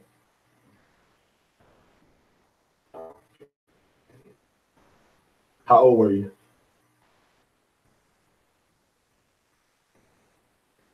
Well, if you was 5, it wasn't no. What do you get shots on for 5 or 6? Anybody know? All right, so you can put your hands down. All right, so no immunizations, no immunizations ever whatsoever from anybody. All right. So these, when they use the immunizations, man, the immunizations are used to actually put illness and sickness in your body. And one of the side effects of it is autism. One of the side effects of it is autism, as well as other diseases. You know, I read one shot one time, the ingredients to a shot, and it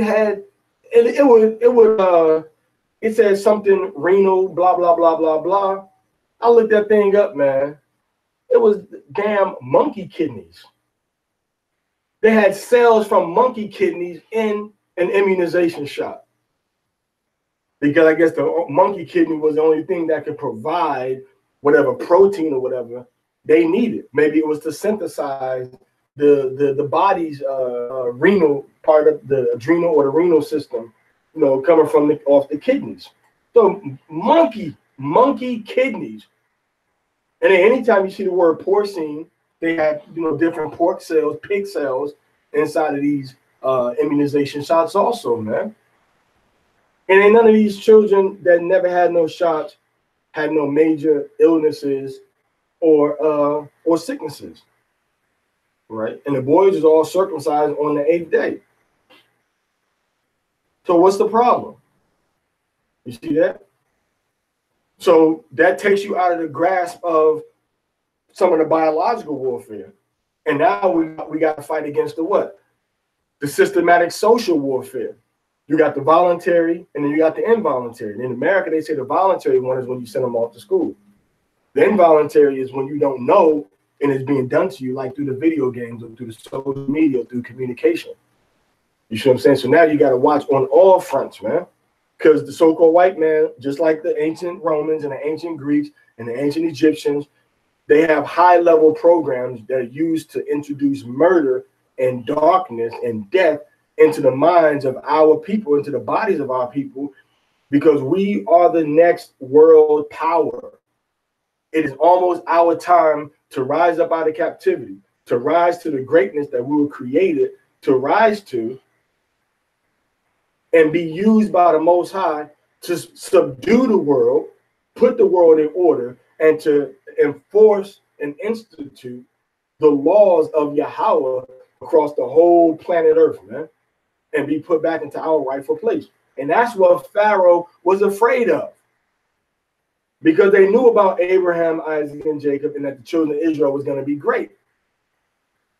And they knew about Herod, knew that he was being used as a puppet ruler in the land of Israel, and that a ruler of our own people would rival his own authority. This is the same thing that the Pharisees and the Sadducees and the high priest and the priest class were fearful of also.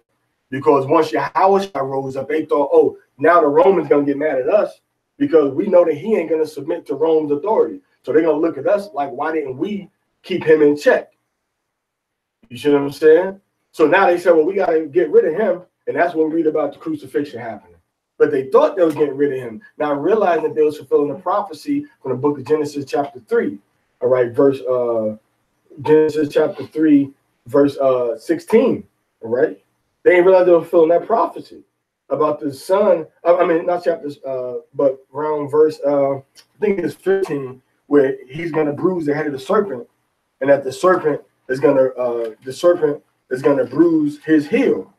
So they didn't realize that they was actually doing something to fulfill that prophecy from Genesis 3:15, which is what Yahweh shall fulfill, as well as prophecies from, you know, the book of Numbers chapter 23, The book of Enoch. He fulfilled so many prophecies throughout the Torah that it's ridiculous. Okay? So that's why they wanted to kill everybody. That's why they're trying to kill you now. It ain't just the so-called Yahweh that came to America on slave ships. It's the people that were already living on the island of Puerto Rico, people that were living on the island of Cuba, people that are native to the land of Mexico. They trying to suppress all of us. That's why they had to give all of us the European languages and to give us a whole new culture. You don't find what they did in America, Central and South America. That's how you know the children of Israel here. What other part of the world can you go to where from every stretch of land, from the north to the south, the people have abandoned their native language and they're speaking the language of their conquerors? Name one other place on the globe. I'll be quiet. Maybe, I don't know, maybe Australia, but to my knowledge, they still speak their native language, don't they? All right, so, you know, I don't know if they still speak their native language, but I think they do. India, Sri Lanka, China, Russia, Africa, Madagascar, they still speak all their own languages. All their own languages. You know? Except for in the movies, Julian, he don't speak English. The real Julian spoke Madagascar. Whatever the language that was in Madagascar, the real Julian from, what is that? Yeah, Julian from Madagascar. They spoke another language. They didn't speak English. The Julian, ringtail lemur, right? Isn't it a ringtail lemur? But Julian's a lemur. We don't know what kind of lemur, but he's definitely a lemur, right? Lemur. He's a gene lemur. So it's only over here that they've conquered our people to the point where we don't even talk hardly any of our native languages that we spoke. No forms of Hebrew, no form, even though Creole does have elements of Hebrew. Haitian Creole has elements of Hebrew. That's like when they say "male la kaimwe." La is a Hebrew adjective, preposition that means to or toward something. So "male la kaimwe" means I'm going to. Male, I go. La, to. Kaimwe, house, my. Male la kaimwe. So la is to. All right. Yeah, so they still speak their native language in Australia. All right, so, and that's why they had to conquer this part of the world and give us a whole new language system, because now it puts us in the brain and the frame of mind of them. And now we can't read and communicate in our own way, and our thought process is controlled by them. That's why anywhere you go in the world, everybody speaks English. Every country got people that speak in English. All right, on every government official in every country on high levels, the government offices is people that speak English, not French, not Spanish. You go to Equatorial Guinea, they speak in English. All right, you go to Brazil, they speak English. Australia, speaking English. Go to China, they speak in English. Go to Russia, they speak in English. In the government offices I'm talking about, you're always going to find people there that speak the English. The United Nations is in America, at 42nd Street and First Avenue, where the language is what? Is English. Okay? So the point we're making is that they have specific government programs to oppress and to destroy children of Israel. And they always targeting the children. They always targeting the children. They always target us as children because we're the ones that's going to grow up, 45 years later, 46 years later, 20 years later, 15 years later, walking in this, and then learning about wisdom, walking in wisdom, and then moving our people in the right direction, Shakata. You understand what I'm saying? Moving our people in the right direction, which is toward the spiritual liberation, the spiritual repentance of our people. And then that repentance is acted out in the physical world. And then that liberation from the Most High will be acted out in the physical world, which he told you in Deuteronomy chapter 30, verses 1 through 3. All you got to do is repent and come after my commandments, and then I will gather you from all the nations of the earth. But there's nothing wrong with going to take a visit to Israel. There might not even be nothing wrong with saying, I'm going to live in Israel. But the Father said that he was going to gather us from all of the nations of the earth, and that he was going to bring us into the wilderness, and that he would bring us into the land of Israel after that, after the wilderness. So if you go there now, fine, you know, that's your prerogative. But the whole nation and the will of the Father, as he has instructed us, is that he is going to gather us from all the nations of the earth. And he is going to put us into the wilderness, and then he is going to purge out the rebels from among us. But you got people going into Israel now, and they all are rebels against each other. I mean, literally, you got a brother that went over there, then they had rebels that broke off from them. And then this rebel that broke off from them said that I'm it, I got this, you got to come to me. And then you got rebels that broke off from him. And then this rebel is saying, no, I'm the king of everything. You got to come through me. You see that? So ain't nothing been purged.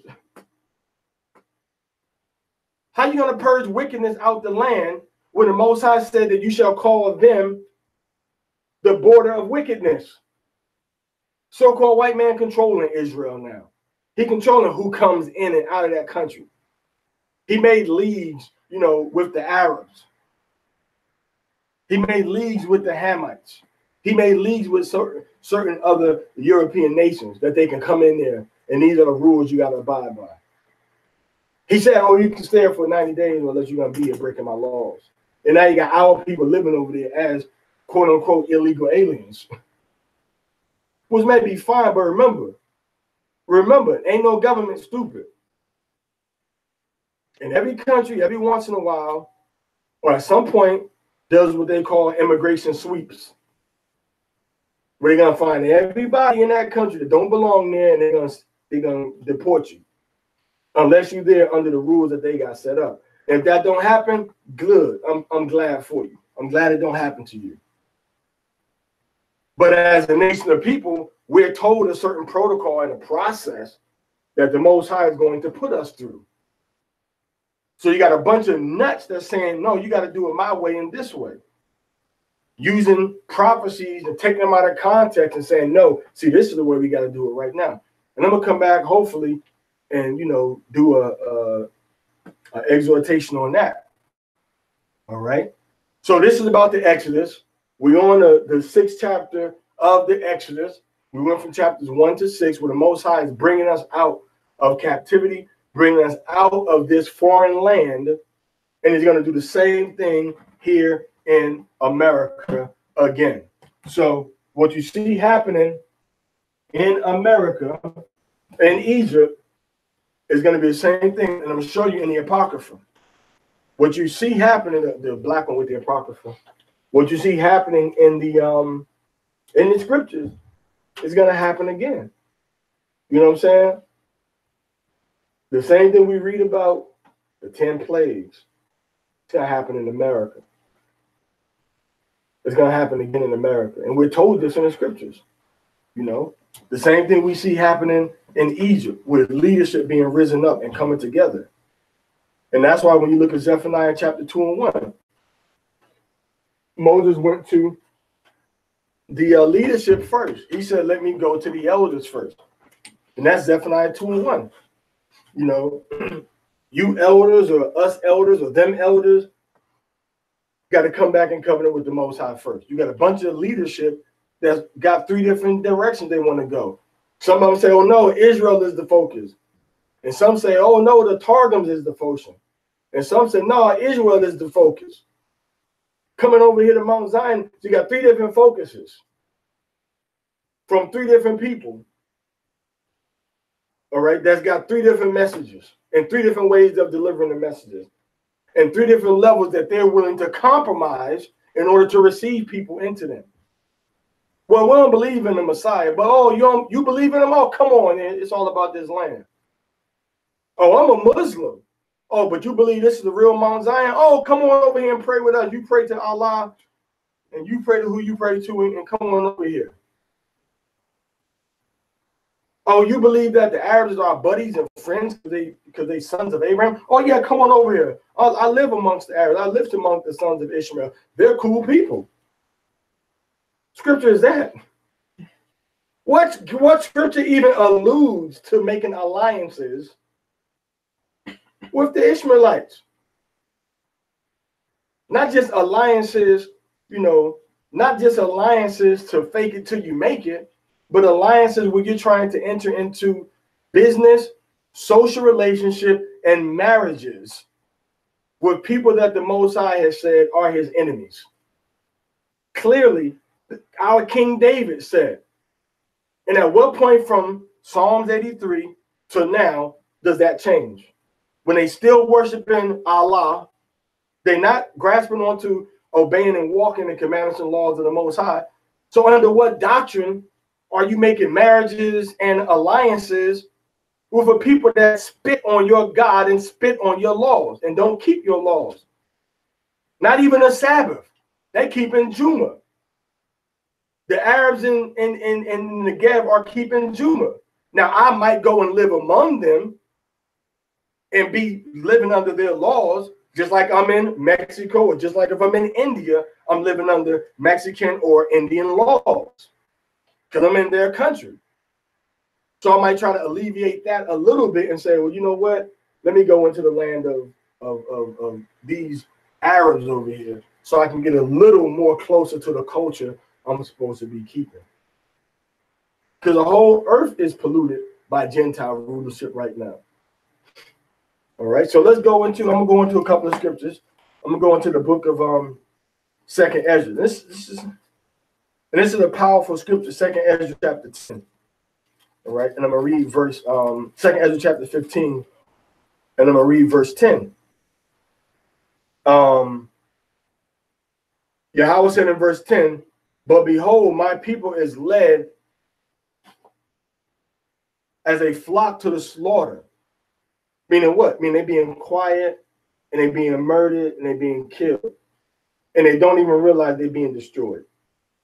Because the government programs are so subtle and so soft and quiet against them, they think it's business as usual. All right. So then it said, I will not suffer them now to dwell in the land of Egypt. So I'm not going to let them dwell in the land of Egypt, which is Deuteronomy 28 and 68. The captivity that we were in North America. Because this is the book of Second Ezra. What captivity, what land area was Ezra taken to?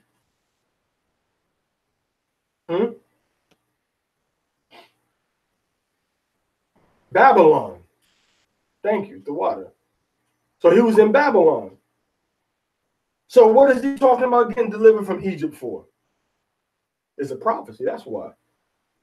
Not a prophecy of modern Egypt, his Egypt in his time, but a prophecy of America as Egypt. All right. So now the Most High say he ain't gonna let us dwell in Egypt anymore. But Second Ezra 10, 2 Ezra 15:11. But I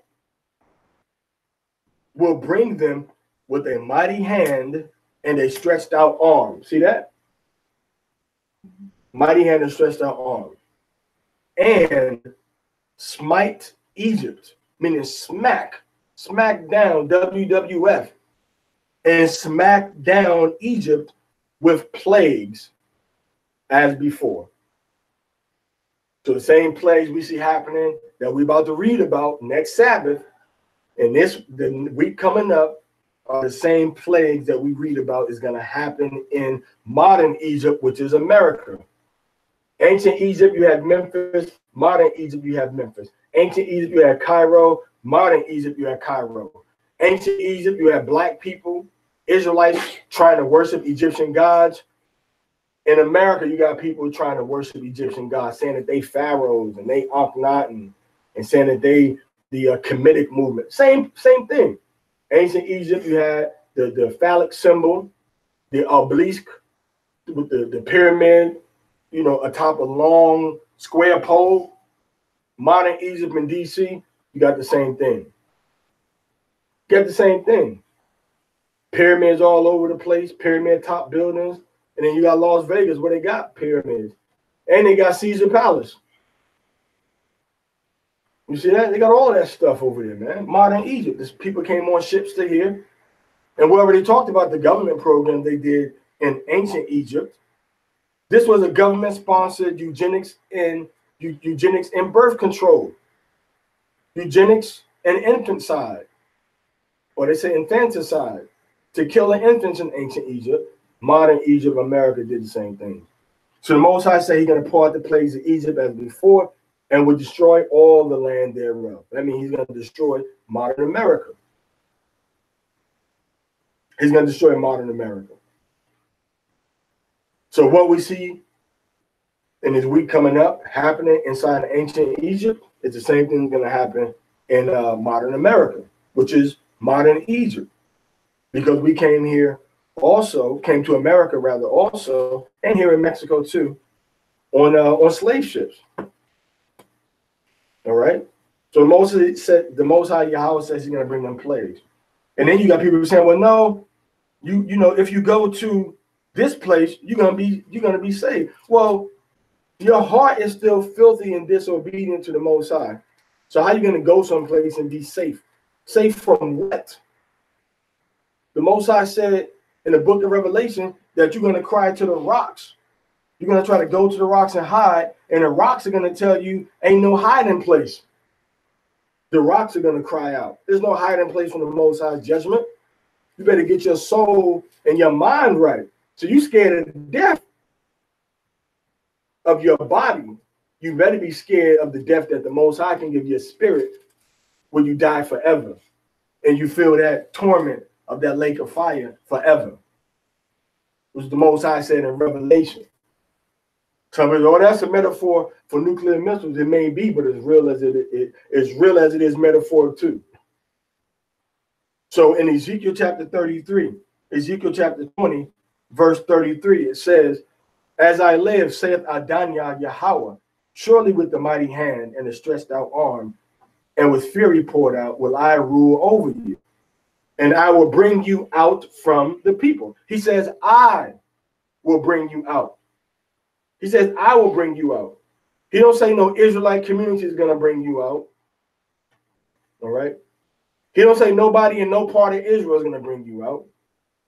He don't say nobody in no lost found secret mountain is going to bring you out. He don't say nobody that set they up as the king is going to bring you out. He don't say nobody that say that they are the messenger is going to bring you out. He says, I will bring you out. He's the one that's getting the glory. He says, I'm going to bring you out. That's what he says. He says, I'm going to bring you out. All right. I will bring you out from the people and will gather you. He says he's going to gather us. All right. Out of all the countries wherein ye are scattered, with a mighty hand and with a stretched out arm and with fury poured out. You getting your ticket and saying, oh, the gathering is talking about, and listen, you got brothers that's actually saying this, that the gathering of Israel is talking about we and me and us gathering our people to go back into the land. Now, it's like I said, I'm not knocking going to do nothing in the land of Israel. What I am knocking is men and organizations esteeming themselves as if they are the conduit that's going to make this happen. As if they're the gateway that we must go through to get this happen. Or as if they're even one of the gateways that we must go through to make this happen. You see that? That's what I'm knocking. So let's get that clear. So the Most High said what? The Most High said that I'm going to bring you out with a mighty hand and with what poured out? Fury. Meaning what? I'm going to show my wrath. I'm going to show my power. I'm going to show my vengeance when I bring you out. All right. Me saying, okay, here's my passport. Okay, shalom. Go ahead. That's not no fury poured out. That's very friendly and cordial, very political. Because why? Who's the Secretary of State now? Somebody give me a passport real quick. Let me show you what's happening. Somebody give me a passport real quick. Somebody give me a passport. I'm gonna show you. I want to see if this is the fury poured out. I want to see if this is the fury poured out. Let's see if this is the fury poured out, Marty. You ready for this, man? Because the Most High said He's gonna bring us out with fury poured out. All right. So let's go. Here we have a. This is a U.S. passport. United States of America. United States of America. They spelled it wrong. It should say United Snakes of America. And this is what it says. And it has a right, and this is what it says. And let me see. What's that? Yeah, the passport, the Secretary of State right now is Rex Tillerson, and he got fired.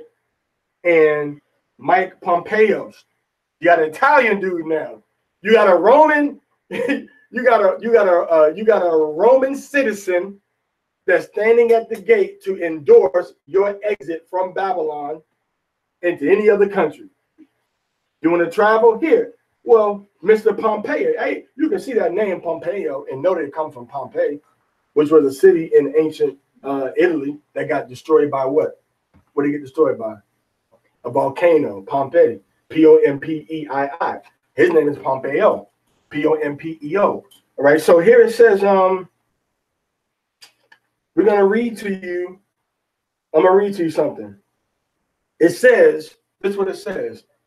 The Secretary of State of the United States of America hereby requests all whom it may concern to permit the citizen/national of the United States named herein to pass without delay or hindrance, and in case of need, to give all lawful aid and protection.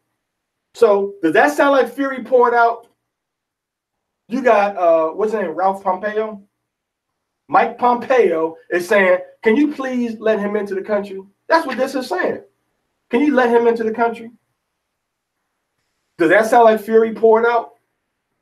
So how are you going to say me coming into your country or my own country, the land of Israel, with Mike Pompeo's endorsement as the U.S. Secretary of State on an airplane voluntarily with nothing happening to the people, with no fury poured out on the people where I come from? How can you say that this is the fulfillment of the prophecy? Let me read that again. I scroll down. The scripture says in Matthew chapter 20, Ezekiel chapter 20, verse 34, and I will bring you out from the people and will gather you out of the countries wherein ye are scattered, with a mighty hand and with a stretched out arm and with fury poured out. Hey, shalom, Trayvon. He says, and with fury poured out. So the Most High says, it ain't got nothing to do with no dang U.S. passport. He says, when you come out of Cuba, when you come out of Puerto Rico, when you come out of India, when you come out of Sri Lanka, when you come out of Iraq, when you come out of Iran, he says that when you come out of the United States of America and you go into the wilderness, he said he's going to pour out fury on all these lands where you're coming out of. So what am I looking to a man saying come to him for? I got to come to him. I got to come through him. Pour some fury out, nigga. Pour some fury out. Pour the fury. Let's see the fury. Where the fury at? When I see the fury, then I know it's from the Most High. Am I right or wrong? Am I right or wrong?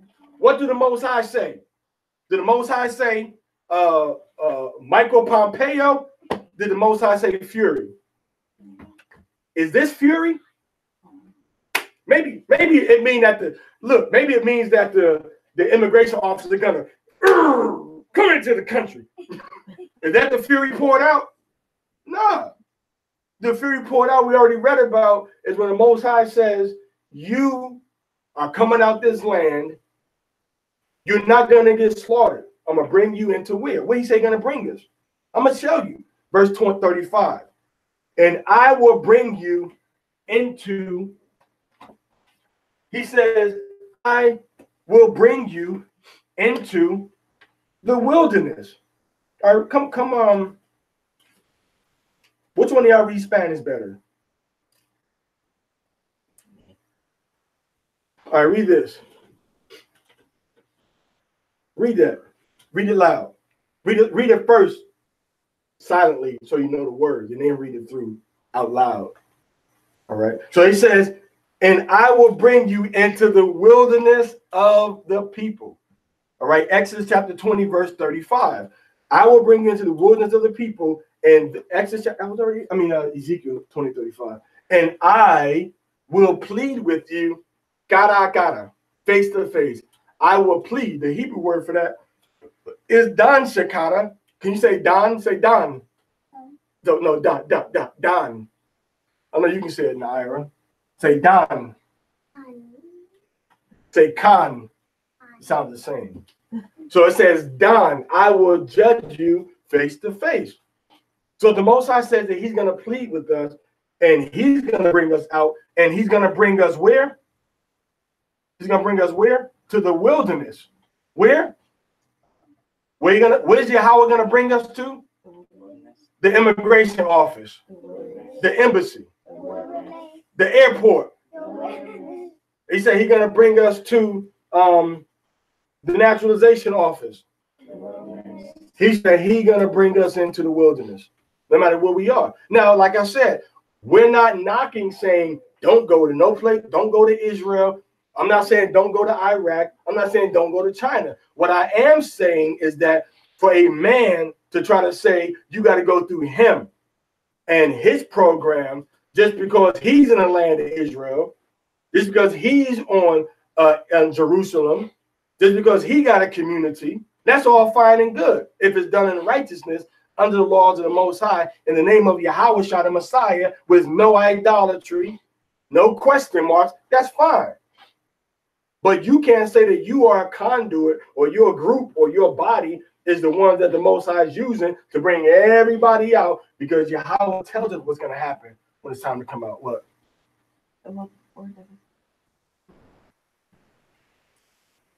You know?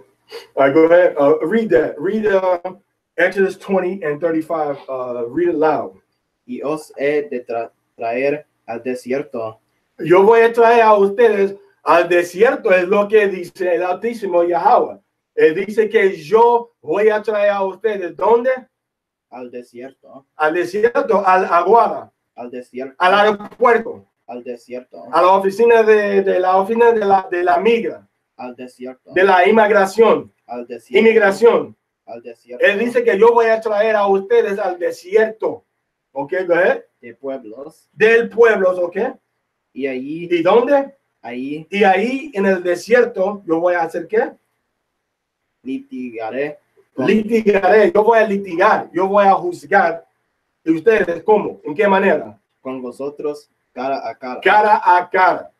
Usted está diciendo que si yo salgo de América, el Altísimo dice que yo voy a litigar. ¿Qué dice? ¿Yo voy a qué? Dice ¿yo qué? Litigaré. Litigaré. Litigará. Litigaré. Que yo litigaré con ustedes cara a cara. ¿En dónde? Al desierto. Al desierto, al aeropuerto. Al desierto. A la migración. Al desierto. A la guada. Al desierto. Al desierto. Que yo voy a litigar con ustedes. Yo litigaré con ustedes por papel. Al desierto. Por pasaporte. Al desierto. Con los árabes. Al desierto. Con los israelitas falsos. Al desierto. Con los israelitas falsos. Al desierto. No con los judíos falsos. Al desierto. Con el Estado de Israel moderno. Al desierto. Él dice al desierto. y ustedes quieren pasar sobre el desierto y ir directamente, diciendo que empieza acá. No, el segundo paso de la cautividad es ¿dónde? Al desierto. Al desierto. Es lo que dice Yahweh.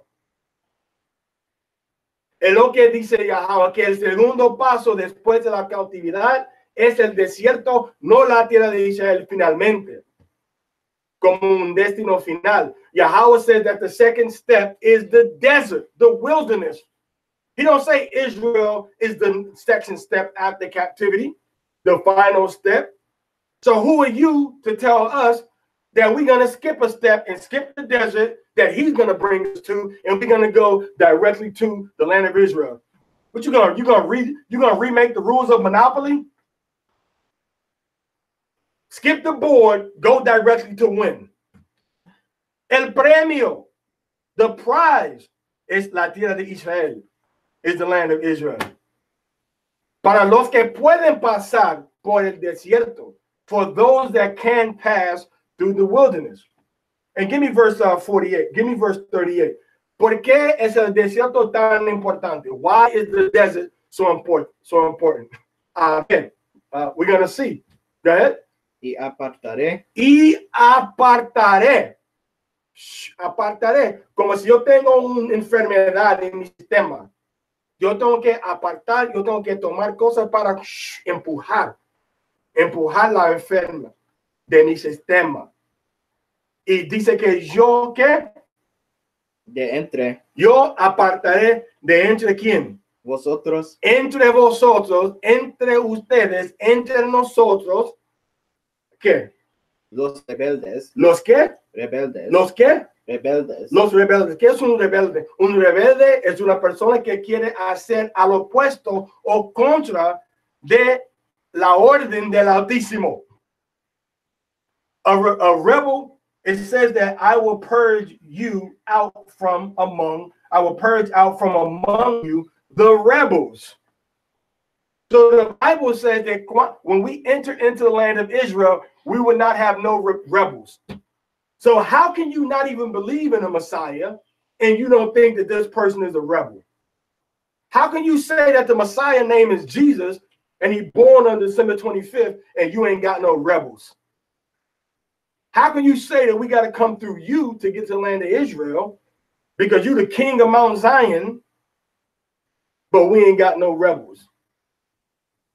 How can you say that we all got to come through what you doing and you got the proof and everything, but we ain't got no rebels? So you got you got like 5-7 different factions in the land of Israel right now of our people. And what people have done, they've just changed Israel into another place to promote their own cause.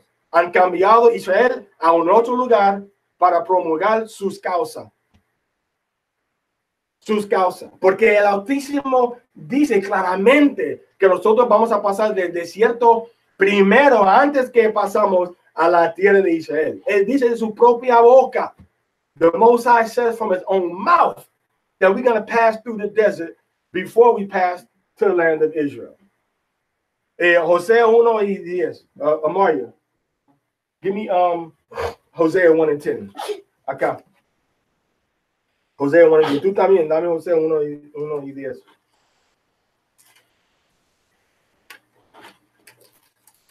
Because we're reading about the deliverance, the salvation of the children of Israel from Egypt. Estamos leyendo sobre la salvación de los hijos de Israel de Egipto.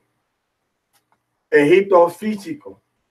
We're reading about the deliverance of the children of Israel from physical Egypt. Pero ahora tenemos que hablar también de la salvación del Egipto espiritual. We got to talk about the deliverance and the salvation from spiritual Egypt. All right. Read Hosea 1:11. Ariashan. Read Hosea 1:11. What you had? I said John. All right, so read Hosea 1:11, Amaria. Then shall the children of Judah. Then shall the children of Judah, los hijos de Judá, Read. And the children of Yasha'al, And the children of Yasha'al, the children of Israel, los hijos de Israel, the two parts of the nation, las dos partes de la nación, be what? be gathered together, Be gathered together. Okay, conectaron juntos. Go ahead. and appoint themselves one And we're head. going to appoint ourselves one head. Okay? We. Not you niggas saying, oh yeah, follow me. Not you and a couple of not you and a couple of ragtag ruffians want to say, yeah, we're gonna follow him. You collecting followers. The Bible says that the two houses of Israel are gonna come together, and then those two houses are gonna appoint one head. But you want to say, well, I'm the head. Come to me. I'm the head now. That ain't this. You doing everything what? Out of order. The Most High said that the leaders, the people, the house of Israel and the house of Judah got to come together first. Read. And they shall come up out of the land. And then we come up out of the land. Then, after we come together, after we appoint the head. Read Hosea, Hosea 1:10, 1:11. Y los hijos de Judá Y los hijos de Judá, okay, y de Israel los hijos de Israel serán congregados serán congregados juntos, congregados para representar la nación entera de Israel. Y ahora la nación de Israel, la gente, los pueblos de Israel, el pueblo de Israel están divididos. Pero este dice que van a estar, ¿qué? Congregada la nación entera. ¿Y qué después? en uno. En uno vamos a ser representados como una nación otra vez. Y eso no es lo que está pasando. Esto no está lo que está pasando hoy en día. Mientras la gente, los hermanos en Israel diciendo, oh, vengan a mi sistema, vengan donde estoy yo. That ain't happening right now. People say, oh, come to Israel, come to me. But the Most High said, primero, tenemos que estar congregados como uno, como una persona, una nación.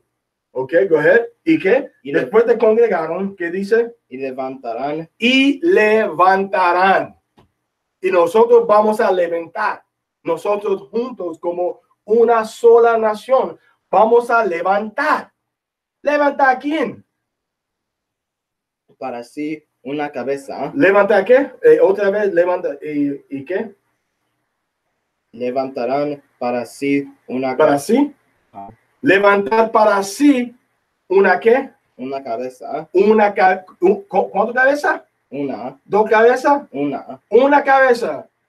Y la cabeza se levantará. ¿La cabeza se levantará? Sí. ¿Qué dice? No dice que la cabeza se levantará. ¿Qué dice? Y subirán de la No. ¿Qué dice? ¿Quién va a levantar la cabeza? y levantarán para Levantarán. ¿Qué es levantarán? ¿Él o ellos? Ellos van a levantar. Levantarán. Él es yo como levanté.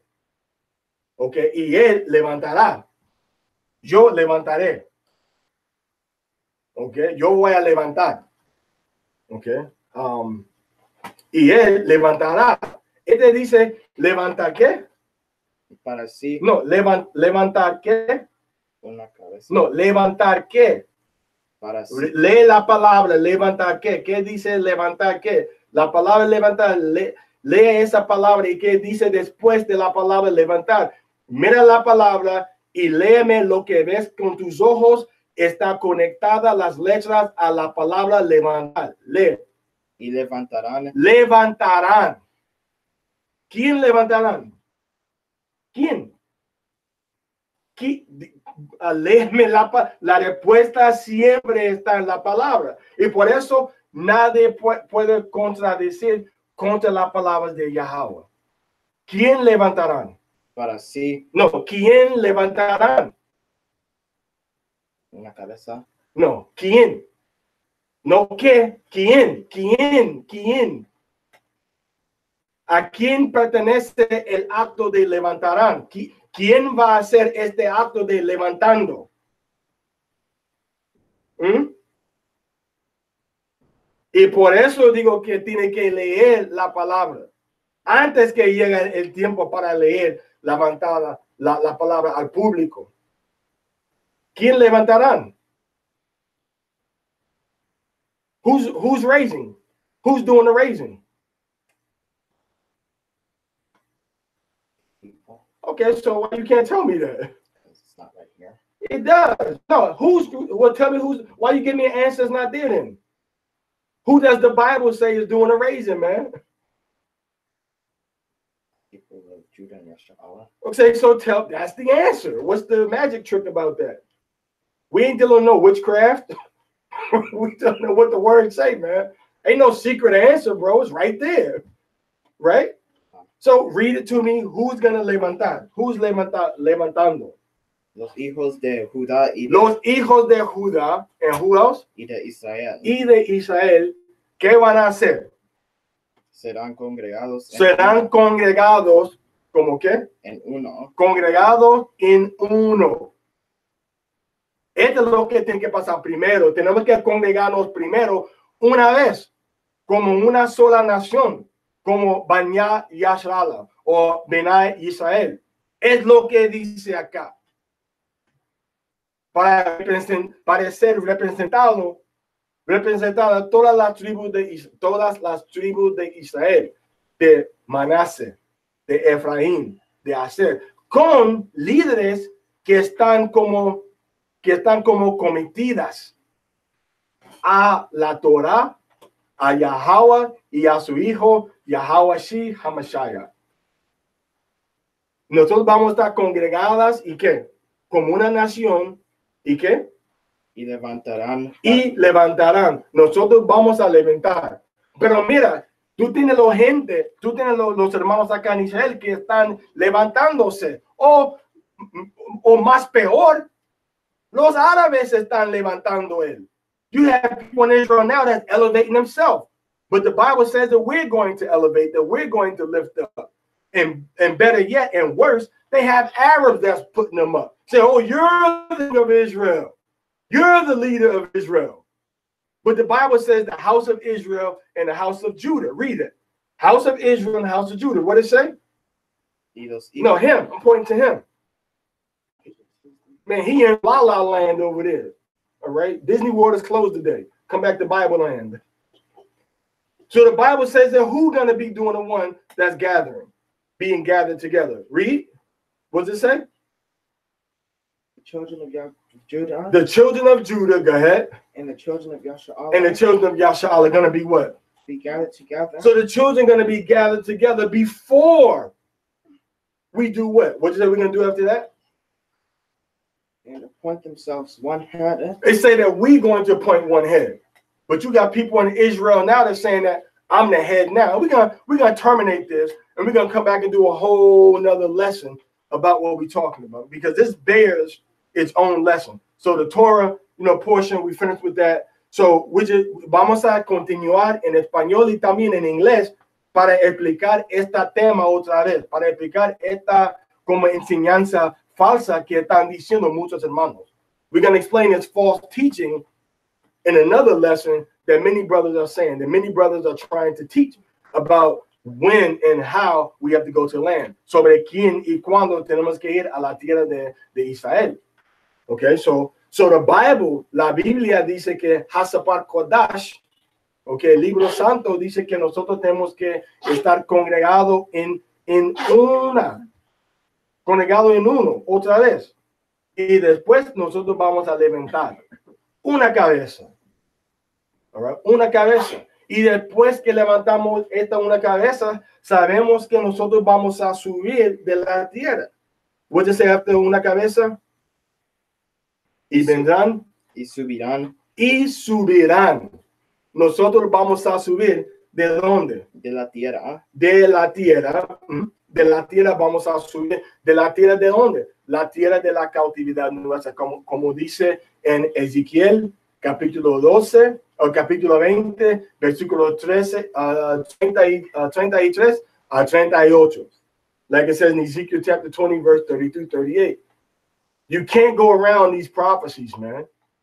So you got all these nuts over there, you know, that Satan is using to distract the crowd from what Yahweh have said.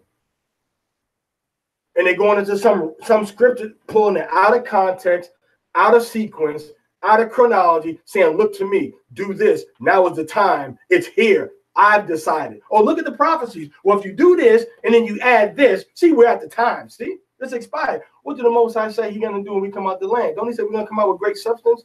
Don't He say He's going to pour His fury out? Huh? But everybody want to bypass these prophecies.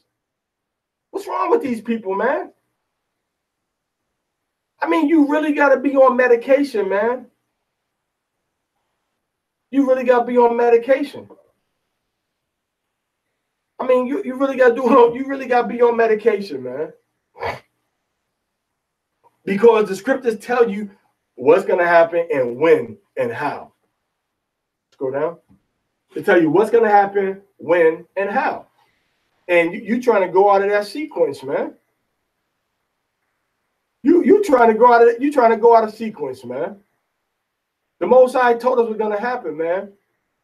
Cursed be man that trusteth in man and maketh his flesh armed. Let Elohim Yahweh be true, and every man a liar. And people think that, oh, because they in Israel, oh, listen to this person, they're right, they're in Israel. What make you any different than the Bar Kokhba, than Bar Kokhba at the Bar Kokhba rebellion in 135 AD? That said he was the Messiah. We follow him. Come listen to what he got to say. Oh, because the 400 years is up, so we got to come out of captivity now. Okay, how do the Most High say we're going to come out of captivity? With fury poured out and with a mighty hand. Now, you can go to Israel if you want to. I'm not saying that. You know, I'm saying go to Israel. Teach our people over there. But don't think that because you go to Israel, now you home free, because the Gentiles are still controlling it. We still got to go into the wilderness. The Most High still got to fulfill Ezekiel chapter 20, verse 33 to 38. He still got to fulfill Hosea chapter 1, verse 11. We still got to fulfill Jeremiah chapter 23, verse 8 and 9. So we're going to go ahead and terminate this lesson. And if you want to understand and you want to know more, we're going to come back and we're going to go into these prophecies and the scriptures about going to Zion. We're going to come back and we're going to do it in English and in Spanish. Vamos a continuar en una enseñanza en como algunos minutos, como media hora, sobre quién y cuándo y cómo regresaremos a la tierra de Israel otra vez. Cómo y cuándo y bajo de cuáles condiciones, según la profecía en la Biblia. When and how, according to the prophecies in the Bible, are we going to return to Israel? Vamos a como regresar o devolver a la tierra de Israel. Okay. Okay. So, pues, ya se acabó esta enseñanza de la Torah, de la Parashah Shemot. Now ends the Torah portion for Shemot. And we're going to continue. All right. We're going to stop, hammer time. And then we're going to continue again with this, you know, going to Zion. That's going to be the lesson, going to Zion. Leaving Babylon, going to Zion. That's going to be the answer. ¿Qué te pasa? What's wrong with you? Are you rubbing? Okay. You got an immunization shot? La. So we're going to continue on. You know what I mean? So we're going to continue on and we're going to take a little break right now. And then we're going to come back and go over these, you know, we're going to go over these things, right? We're going to go over these scriptures and explain, you know, what we need to be doing and being in the lookout for these wolf doctrines, man. We call them wolf doctrines, all right? Because it's a wolf in sheep's clothing. There's a lot of wolves in Israel right now. And a lot of y'all getting bugged out of your mind, being led to the slaughter, following people just because they're in Israel, telling you something that's good to your ear. I want to see somebody that's really thorough and really versed in the Torah, in this Torah right here, you know, in the English. We don't even got, just in the English translation of the Masoretic or the Samaritan, walking in that, believing in Yahweh HaMashiach, not no crazy sideline doctrine, endorse whatever these brothers are saying. And once you really sit down and examine it, you see that a lot of brothers are talking foolishness. You can go anywhere in the world where the children of Israel are. You can go anywhere in the world. But we got to follow the Torah doctrines of how and when, and then what we see in the prophets. Because at the end of the day, the goal in this time that we live in right now is not to go to Israel. That ain't the goal. The goal is to come back in covenant with the Most High, to keep his laws and his statutes in the name of and under his son, Yahweh HaMashiach. Can y'all stop that, all that little whispering over there? Because it's disrespectful. We're trying to talk and everybody's whispering to themselves or to somebody else. Who's that doing that whispering? Raise your hand. You wasn't reading that out loud to yourself, whispering? All right, so what was I saying?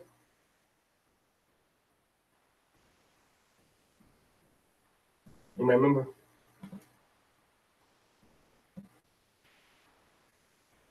All right, so you got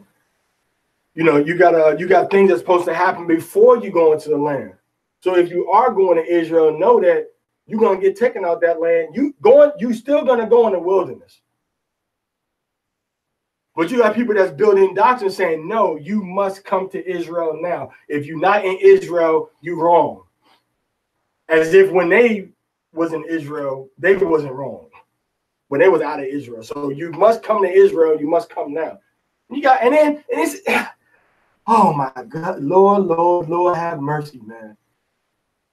And this is the sad part about it.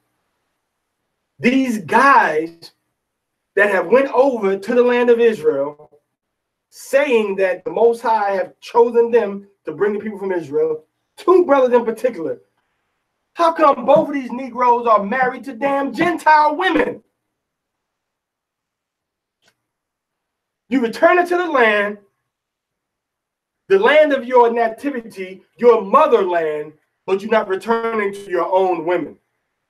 You're returning to Gentiles. What the hell kind of malarkey, garbage, BS doctrine you teaching over there, man? One of them married a damn, well, not damn, but one of them married a Kurdish woman, I believe. And then one of them married an Ishmaelite so-called Arab woman. And then you follow behind these brothers, man. Come on, man. You got to wake up. You got to wake up and smell the frankincense, man. Wake up. This ain't up to the Most High. The Most High ain't set nothing like that up. The Most High did not set that up, man. He did not set that up. He did not set that up. Not only that, but marrying Gentile women, Gentile meaning of a different nation, outside of the sons and daughters of Israel. Marrying them that was raised, when you marry them, that were raised and following a different God. Following a whole different God, man. Following a whole different, and oh, well, look what I ain't talking about Moses. I'm talking about you and what you saying you got to do and represent. And you out there marrying Gentile women. You know, you trying to build the nation of Israel together, but you running up in heathens. Yeah. And don't let me start naming names, man. You trying to build the nation of Israel and you running up in putting your rod in heathen women.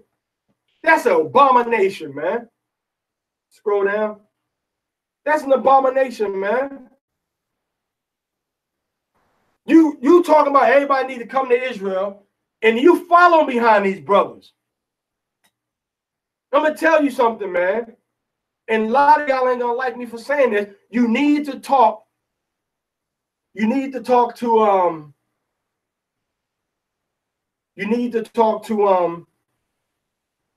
talk to Prince Israel out of Chicago. You need to talk to Elder DeBenny, all right, that's living in the land of Israel. Because this brother over there now saying that he found the lost Mount Zion down in Tel Aviv, man, that's a damn lie. Because anytime you read about Israel and Jerusalem, you know Hezekiah's tunnel. You know about the underground aquifers and the underground springs that they snuck into to get into the city, man. Where's that at? Where's Hezekiah's tunnel that went into the land of Israel? And when you study about that temple that's down in Tel Aviv, that was a substitute temple that they built down there when they left from Jerusalem. That wasn't the original temple. Secondly, my Bible says that when I look around Jerusalem, I'm going to see mountains surrounding it. Not level top hills, but I'm going to see mountains surrounding Jerusalem. That's steep inclines up and down around Jerusalem that I got to climb up. Not no level, smooth field around Jerusalem. The Bible says Jerusalem is surrounded by mountains. So just them two facts alone, man. So you got a false prophet, false doctrine, and you got heathen lovers, and you trying to say that these are the ones that we both that say you must come back under them in Israel. With a damn upside down 5-pointed star with a circle around it. Talking about calling up the ancestors to help us take the land. But then when they got famous and got criticized for that, they took the damn video down. But my brother got the video. My brother got the video when the brother was saying, doing a little dance, or we're going to call the spirits of the ancestors back so we can take the land. Well, that's called necromancy. When you try to deal with dead people coming to do something for you, that's against the scriptures. And then you got a brother saying, oh, no, you must use the Targum. You can't use the Torah. You must use the Targum of Jonathan ben Uziel and of Onkelos. You must use their Targum. Well, the Targum ain't nothing but an interpretation and a commentary about the scriptures. It is not the law. I ain't got to use no Targum. I'm not going to be judged by no Targum. I'm going to be judged by the words of the Torah. That's what I'm going to be judged by. Now, if you want to read the Targum for edification, you can do that, I suppose. But to teach me I must obey the words of the Targum over the words of the Torah, you a damn demon, man. Everybody want to get some kind of special little attention and focus that makes them different. Well, guess what? Parashah ain't nothing special. I ain't Ish. Parashah is a nigga that found out he was an Israelite that's telling his people, you got to return to Yahushua as the Messiah or you won't get to the Father. And you got to return to the commandments that the Father gave us through Moses, or you won't get to the Father. That's all I am. There ain't nothing special. I didn't have no special, oh, Parashah, I have a special mission for you. I didn't get nothing like that. I read the words, I seen it, I said, that's what I got to do. Voice in my head said, Parashah, man, this is true. And it was my voice. It was my voice. Man, this is true. This is true. So these brothers want you to look up to them as if they got something that your behind ain't got. You got, and I always tell brothers this, I'm not doing nothing that you can't do. I'm not doing nothing that's impossible for you. The same Holy Spirit, the same spirit of wisdom, the same spirit of Yahweh and Yahushua that dwells in me can dwell in you. I wanted to dwell in you. I want you to show me and lead me in the right way. I want to follow you. I want to be a follower of righteous men that can show me in the scriptures what must be done. And I want to do that. I don't want anybody look and say, hey, what are we going to do next? Oh, we're going to do this now. I'm the big head honcho, you know. You got to do what I don't want that. I want a council of men. I want a multitude of counsel so I can have safety. These brothers ain't got no counsel set up. And if they do, they just now did it. You see? But there was always a man at the top calling the last word. You see that? So these are the scriptures, man. This is what we got to go by. All right? This is what you got to go by. Everybody want to set themselves up like they got some special mission. Now, we all got the same mission. And that's to get to Zion after the wilderness. But you want to go around the whole process. Now, you want to go to Jerusalem and live? Fine. You want to go to Jerusalem on the pilgrims? Fine. We're commanded to do that.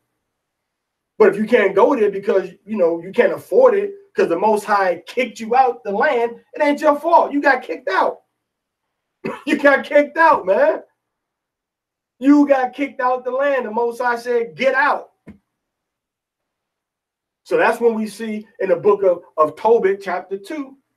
Tobit was keeping one of the second major annual feast, which is the Feast of Pentecost, Feast of Weeks, Shabath. He was keeping the feast in captivity in Nineveh. And his wife cooked the food for him, and he became unclean because of the dead body. Then he went and buried the dead body until the sun went down. And then he went and came and ate the food after the sun went down. You see, he came and ate the food because the new day had started, which is another lie that y'all starting to teach, man. The day starts at the sunrise.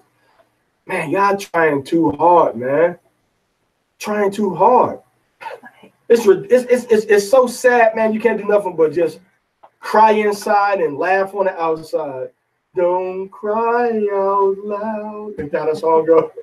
I don't know who sang it, but I heard it in a movie or something. There's a Barbara Streisand or something, or Bette Midler, one of them. Don't cry out loud. You know, it's crying on the inside, man. But it's a sad thing, man. Brothers can't even know when the daytime is no more. They don't even know what a day is, bro. Like, you know, when a day is, man. How you gonna be in the middle of a day? How can you be in the middle of a day and the day is starting now? Because you woke up. You woke up, so now the world is going to wake up now. Melissa Manchester sing that song, Don't Cry Out Loud. So anyway, yeah, we're gonna end for right now. Be careful, man. A lot of brothers are just, you know, just straight up lying. All right, a lot of brothers are just straight up lying, man. A lot of brothers just lying, man, and they got a lying spirit on them, and they're very charismatic. All right. All right, so we're going to terminate this lesson right now. We're going to close out, and then we're going to come back. And when we come back, we're going to come with some more scriptures about what we're talking about. And, you know, I've already, you know, through the Holy Spirit, man, through the Spirit of the Most High, through love for my brother. All right, let me go to a scripture real quick. I told the brother, like, look, brother, you wrong in what you're trying to do. And here's the scripture. Go to the book of Leviticus. Go to the book of Leviticus, chapter 19. And let's go to verse 17. Leviticus 19 and 17. In the English Spanish. When you get it, read it. No aborrecerás a tu hermano. Yo tengo que amar a mi hermano. Go ahead. En tu corazón. En mi corazón. Ingenuamente. ¿Qué? Ingenuamente. ¿Qué tengo que hacer? Reprenderás a tu prójimo. Yo tengo que hacer qué? Reprenderás. Reprenderás, like reprimand. Yo tengo que reprender, ¿verdad? Reprenderás. Yo tengo que reprender, ¿quién? A tu prójimo. A mi prójimo. Yo tengo que corregir. Yo tengo que decirlo lo que está diciendo en una manera que no es correcto. No se importa si él es más viejo o más joven que yo. Yo tengo que decirlo. ¿Lee? Y no consentirás. Yo no puedo consentar. No puedo consentar. No puedo consentar. Yo no puedo estar de seguro. Yo no puedo estar en acuerdo con quién. ¿Con qué? sobre el pecado. Sobre el pecado. Yo tengo que avisar a mis hermanos cuando están haciendo un pecado contra de Yahweh. Es lo que dice la ley, cara. La ley dice que yo no puedo tenerme quieto contra de mi hermano cuando él está hablando o diciendo algo contra de la ley de Yahweh o haciendo contra de la ley. All right, Leviticus 19 and 17. Thou shalt not hate thy brother You shall not hate your brother. Go ahead. in thine heart. So the Bible is going to tell you what is hate. Read. Thou shalt in any wise rebuke thy neighbor. The Bible say if you don't rebuke your neighbor, you hate him. So the Bible says you got to rebuke your neighbor, which means when he do something against the commandments, you got to correct him. Read. And not suffer sin upon him. If you don't correct him, you allowing sin. You're consenting to the sin that's on him. So you got to show him what his sin is. So I told the brother what his sin was. The brother told me, you ain't my elder. You ain't my prophet to tell me nothing. I'm like, bro, I'm telling you what the Most High says. So now you above the word of the Most High? That's like me saying, man, hey, that's like you telling me, all right, that's like you telling me you my son, and you see me eating, you know what I'm saying, a shrimp. It's a shrimp. Ain't no soy. It's a piece of shrimp. You see me eating a shrimp, and you go to a scripture, you say, Abba, right here, they say that you're not supposed to eat nothing that don't have fins and scales. And I tell you, hey, thou art no prophet unto me.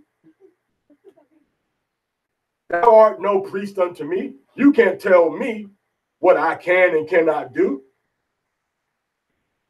Si estoy como camarón, estoy comiendo camarón y tú me ves y tú me dices no puedo comer camarón, yo te digo, oh, tú no eres mi profeta, tú no eres mi sacerdote, no me puedes corregir, no me puedes decir nada y yo te bloqueo de mi Facebook, de mi Messenger.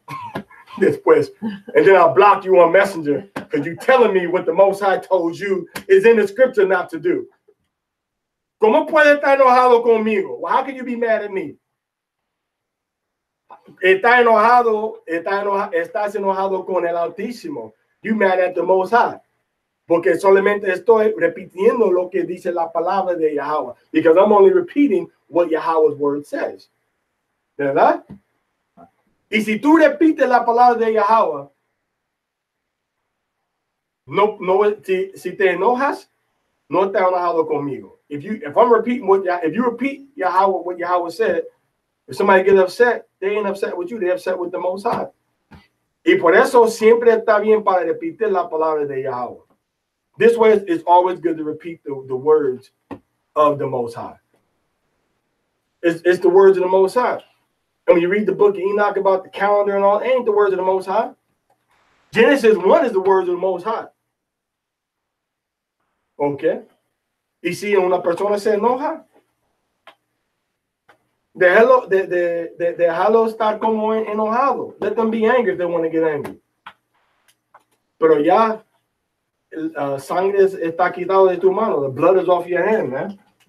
So dice que nosotros tenemos que recoger a nuestro prójimo. The Bible says we got to correct our neighbors, man. Y si te enojas, te enojas. And if you get mad, Zayatan, you get mad. It don't matter. If you right is right and wrong is wrong. Lo malo es lo malo y lo bueno es lo bueno. Right? Lo malo es lo malo y lo bueno es lo bueno. All right, so that's it for today. Casi 3 horas otra vez. Almost 3 hours again. Pero es necesario, es necessary, porque hay muchas cosas de que tenemos que hablar. There's many things we need to talk about. And we got to talk about them in all our languages. Tenemos que hablarlos en todos los idiomas nuestros. Todos los idiomas nuestros. Y más para tener las formas femeninas y las formas masculinas correctas, ¿verdad? To do it. And we got to talk about them more to get the feminine and the masculine forms correct. Okay? So the next new moon is going to be at night, January 5th to nighttime, January 6th.